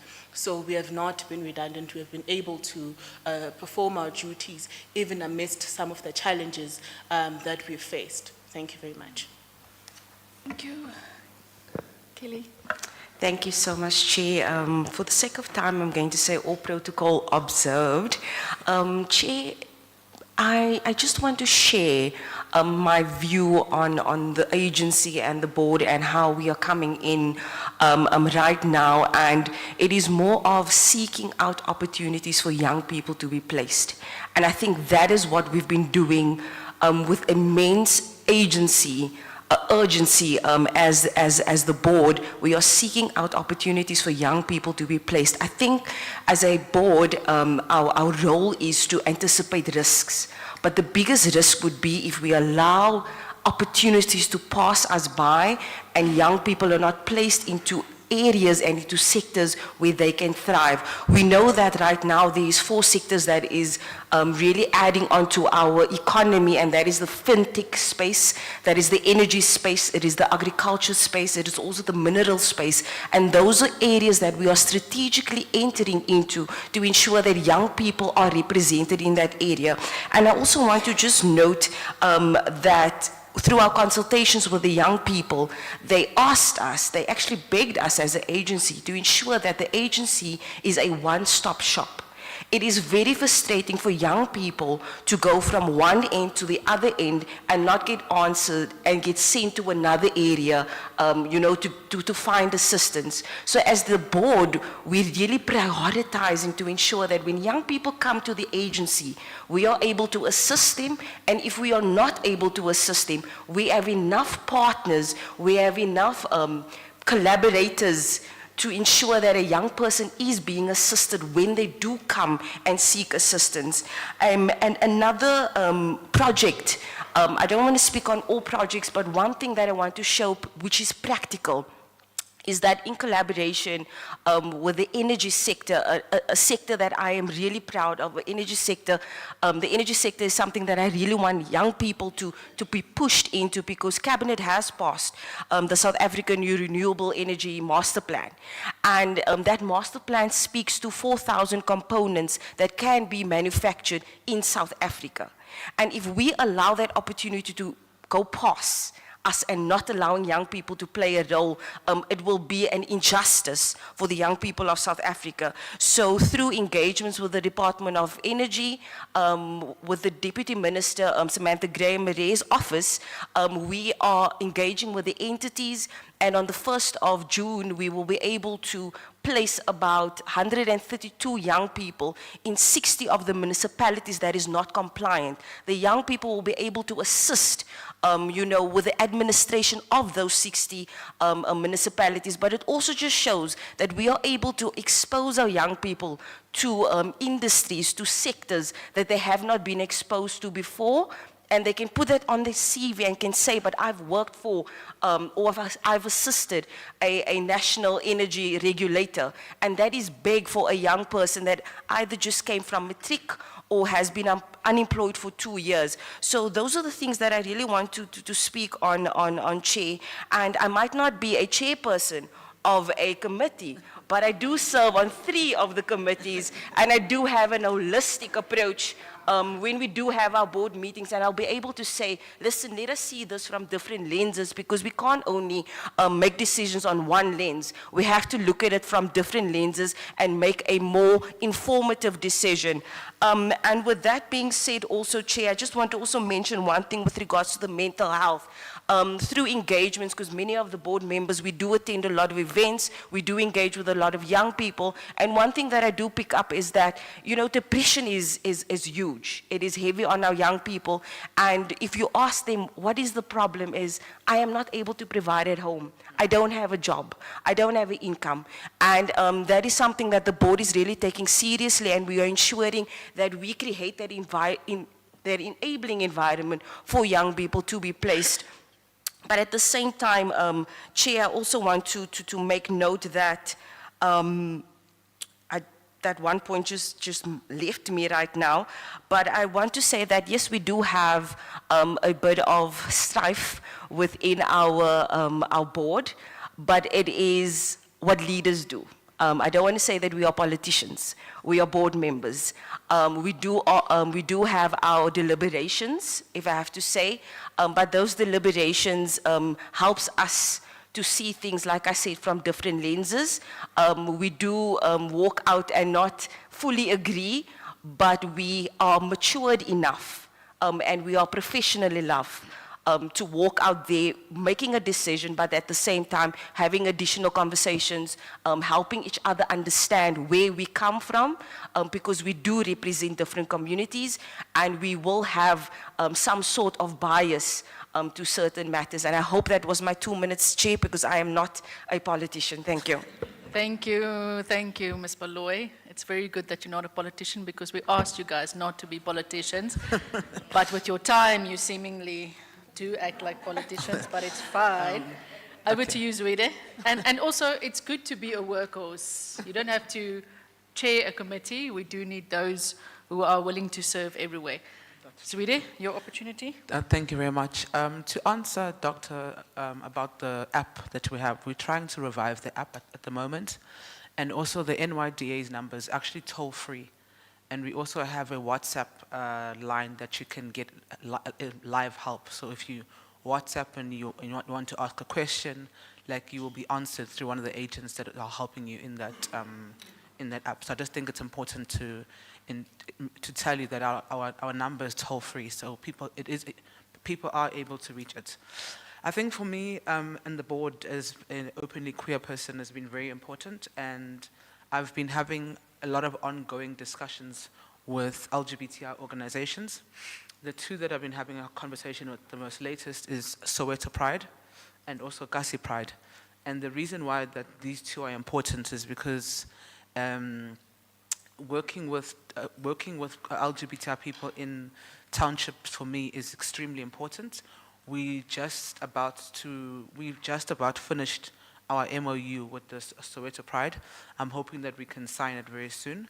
And also, even in these MOUs, I have put a clause where we must come back every single quarter to check how far we are within those MOUs, that we're not just signing MOUs for the sake of doing that. And as I said, I've been having a lot of engagement with LGBTI organizations. And the nice thing about this is that in our last board meeting, we also made an agreement that there needs to be a set-aside percentage specifically for LGBTI youth, which I think that is important because it's going to be helping us in doing the data collection that we need and all the information and beginning this. So for me, that's really important. I also sit in the transformation committee. We are also working on an LGBTI strategy that's going to be more or less like the guiding Bible of the NYDA in terms of how to handle issues of LGBTI in general. We also participated last year in the Feather Awards. I wasn't here, I was in, I forgot where I was. I also do international work as well. And I just want to say that both of my international trips were also not paid by the NYDA. I was also in Switzerland with the Swiss foreign policy. They actually just released a paper that I wrote with them. And in Sierra Leone, I went there for a women's engagement as well. So I did miss the Feather Awards, but I'm hoping that this year I don't miss any more. But I have a list of events that I would like the NYDA to do in terms of with the LGBTI community. I've written them down from March all the way until November of what they want them to do. And each of them, I mean, they're very interesting. Like some of them here says, you know, have a conversation with stats essay, right? Because data and data collection is something that we're struggling with. If the NYDA can go and meet with the stats essay, engage with them and lobby them for how LGBTI people are included and counted and accurate data. So most of these things won't be events, but it's more strategic meetings that need to happen. Like even in the rise of the hate crimes that we're seeing now, you know, there are some police stations that are forward that have like the LGBTI instead of just a male and female, but like if it's being done in one police station, why is it not being done across the whole entire country? So, you know, those kind of conversations, having it steps that they must standardize their practice in what they do and wanting to be transformative. So those are just some of the ideas that I have. These are more just questions and engagements more than actual events. Thank you. Thank you so much. I'm going to hand over to you, Honourable Minister, to make your closing remarks and your reflections, and then I will just say one or two things before we go. No, thank you very much, Chairperson. Let me start by thanking members of the Portfolio Committee for taking their time to prepare for meetings. To hold us accountable, because indeed this is in terms of the Constitution and the right of the National Assembly in this case to hold the executive accountable. We take this very seriously, Chair. It's not like we want to show our faces to you that we have to rush and come back. It's because we know for sure that the Constitution that we swear to uphold demands of us to come and account to the Portfolio Committee and therefore to the people of South Africa through their representatives. So we're really appreciating that. And we always listen to questions that you ask. Some, they open our minds and make us able to know where to focus after meetings. And we're appreciating that. I just want to maybe say one thing. Doctor asked the question of scooters. And NYDA has a very progressive project. They refer to it as last mile service. They train young people on how to ride a motorbike. They assist them to obtain a license. They then give them the trade of tools, including helmets and the scooter itself. And to some extent, they assist them with the startup in terms of finances. It's a very good project. You even wish that we could actually engage the private sector to assist them. So there is such a project. They are actually already rolling it out. It may as well be that it does require some finances, because to buy a scooter, to train a person, get a license, et cetera, and assist them for the first few months after obtaining that, it might mean some budget, but it's a very wonderful project. And our wish as a department is that we go together with the NYDA to the private sector to actually assist to fund. Because the private sector, all of them, they will always claim that they are having projects that aim to empower young people. So indeed, there is such a project, Chair. On the issue of, there was a question regarding the sustainability of finances beyond, I think the honorable member said, beyond 2027, etc. I think there will be sustainability because NYDA is funded through the fiscus, that is the public fiscus. And therefore that budget will always come, we believe. Whether it is adequate, that is another matter, because if you look at the need, it's too huge vis-a-vis the amount of money that gets allocated to NYDA.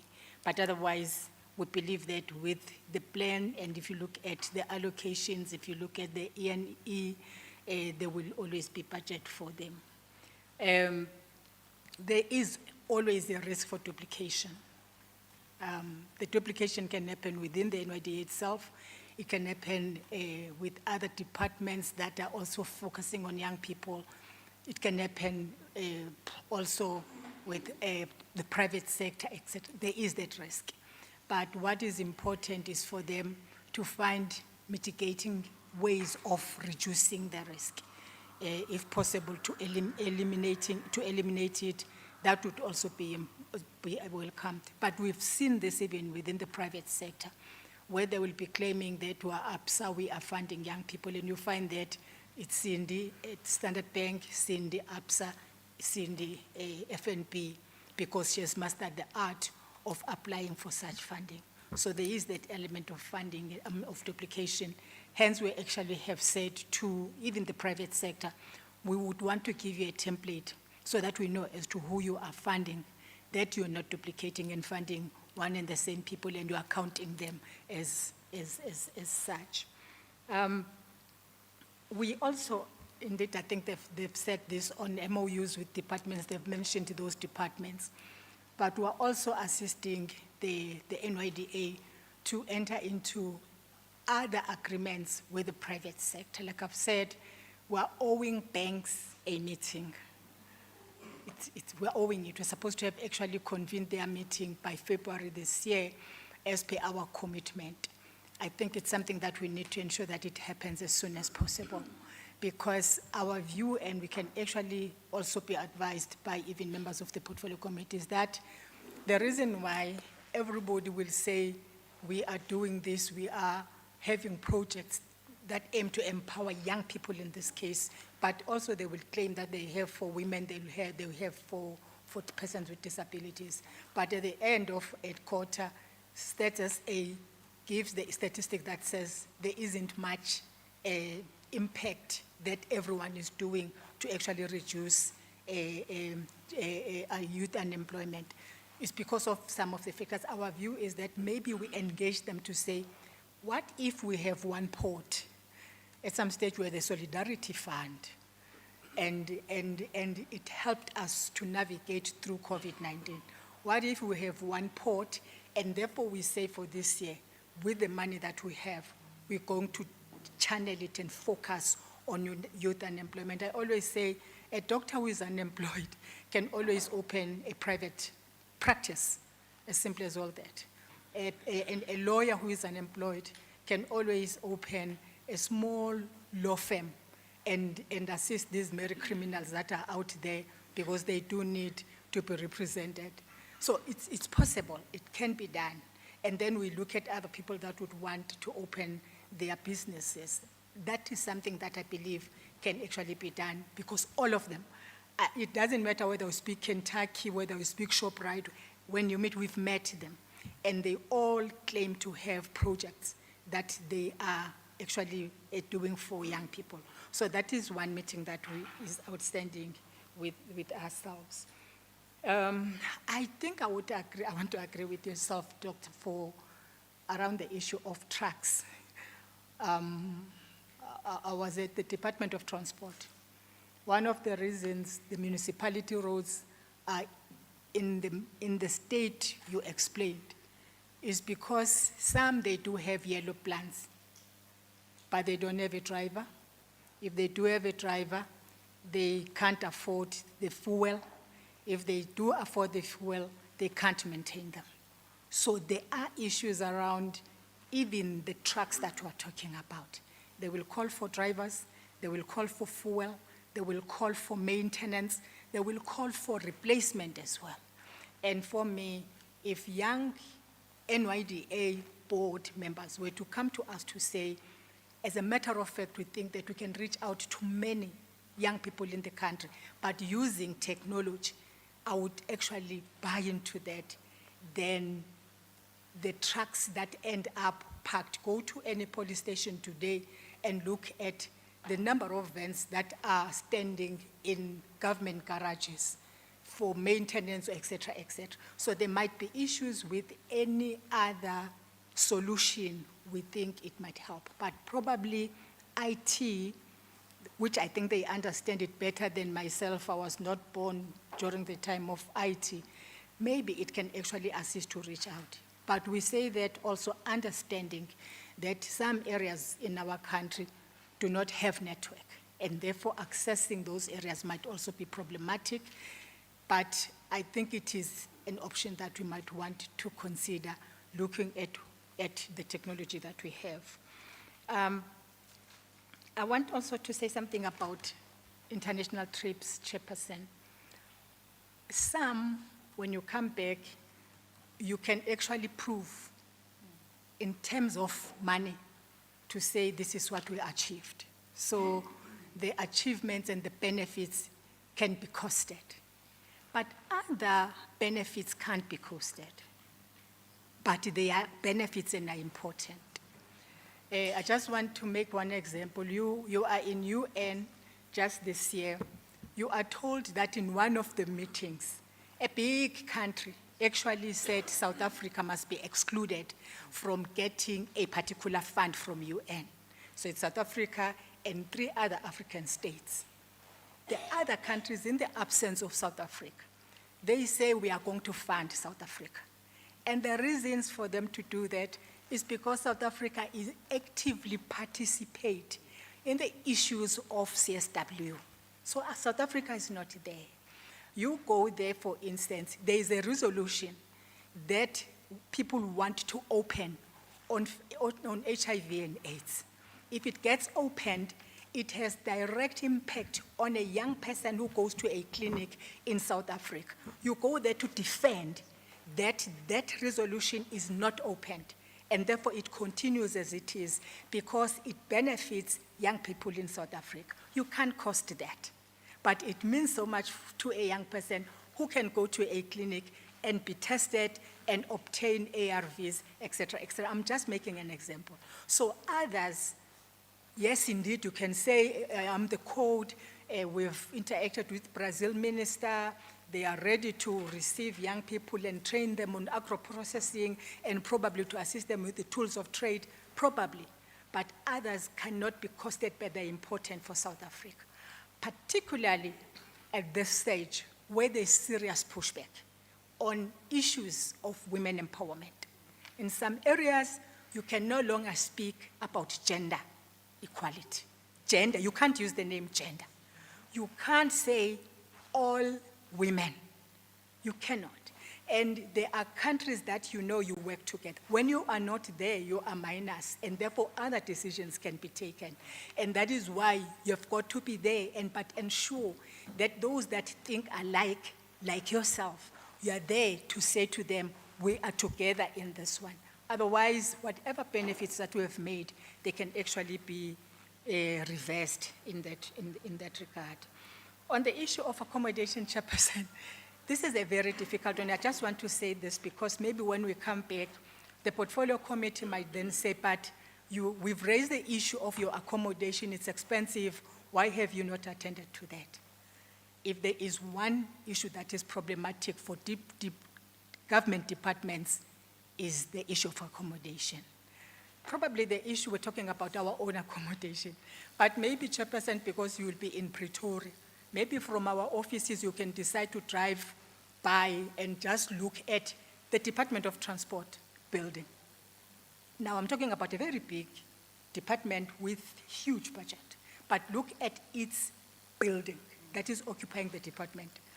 You will therefore understand, because most departments are not occupying government buildings. They are renting buildings. And if you have problems with accommodation, parliamentary villages, that's nothing. That's nothing. That's nothing compared to the house I'm occupying right now. The house that I'm occupying as a person. And it is a problem, I must say. It's a problem. You can pass by and watch and see. It is a problem. So the issue of accommodation is not an easy one. So I just want to say that, so that when the NYDA comes again and say, "But this is what you've said," I wouldn't advise the NYDA to go the route of asking the Department of Public Works and Infrastructure to look for their accommodation, or even to get into that model. That will be their worst nightmare. That is why we have the nightmare that we are dealing about even today as the department. But I come from the Department of Transport. We didn't know whether we had a contract with the owner of the building. We didn't know whether that contract was. It's one thing that you wouldn't want any entity to even consider. But you are proposing others to say, probably consider buying or consider a building. That is a long-term, probably, project that they can embark on. It will talk to whether there's budget, et cetera, et cetera. So my issue, Chairperson, is that the issue of accommodation is not an easy one. But we really have listened to the portfolio committee. And I think, as they've indicated, to say it's a matter that they're attending to, we're taking that. But I just want to say, maybe when they come back, you don't say, "But we told you." The last, Chair, as I close, I want to emphasize, Chair, the issue of separation of powers of the three states or arms of the state: the legislature, the executive, and the judiciary. I think it is important, Chairperson, for all of us to know that even if, say, the acting DG was to give a response that I would wish to make a follow-up in terms of the question, I can't do it here because I will be interfering with the work of the legislature, and I come here as the executive. There will not be any judge who will write to the department nor the NYDA and demand anything without them appearing in court. Because if that was to happen, that will be not just interference, but actually crossing the line. That is the interfering, not only crossing the line in terms of the Constitution, of the separation of powers. What are the powers of the legislature, and what are the powers of the executive, and what are the powers of the judiciary? And I think it will not also happen that members of the legislature will go to an extent of writing and demanding anything from the executive or any entity of the executive without the executive knowing. Because if that was to happen, one would have a right to come here when you ask questions and say, "But members, you better respond to the questions yourselves, because surely it's you who know better about that." So the issue of separation of powers, Chair, I think for me it's an important part. And I'm saying this not referring to anything, but I'm just emphasizing the point that it's a constitutional matter, and we all swear to the Constitution and upholding of the Constitution, the separation of powers. So I'm here, I'm a member of Parliament, but I cannot, under any circumstances, find myself playing the role of yourselves because I'm a member of Parliament, because I come here as the executive, and that is where it ends. I just wanted to make emphasis on that point for us to understand our roles as different arms of the state. I'm not lecturing anyone. Thank you very much, Chairperson. Okay, I think I'm, okay, Minister, thank you very much. No, yeah, no, we need to go deeper. I think some of us, yeah, okay, colleagues, no, it's very late now.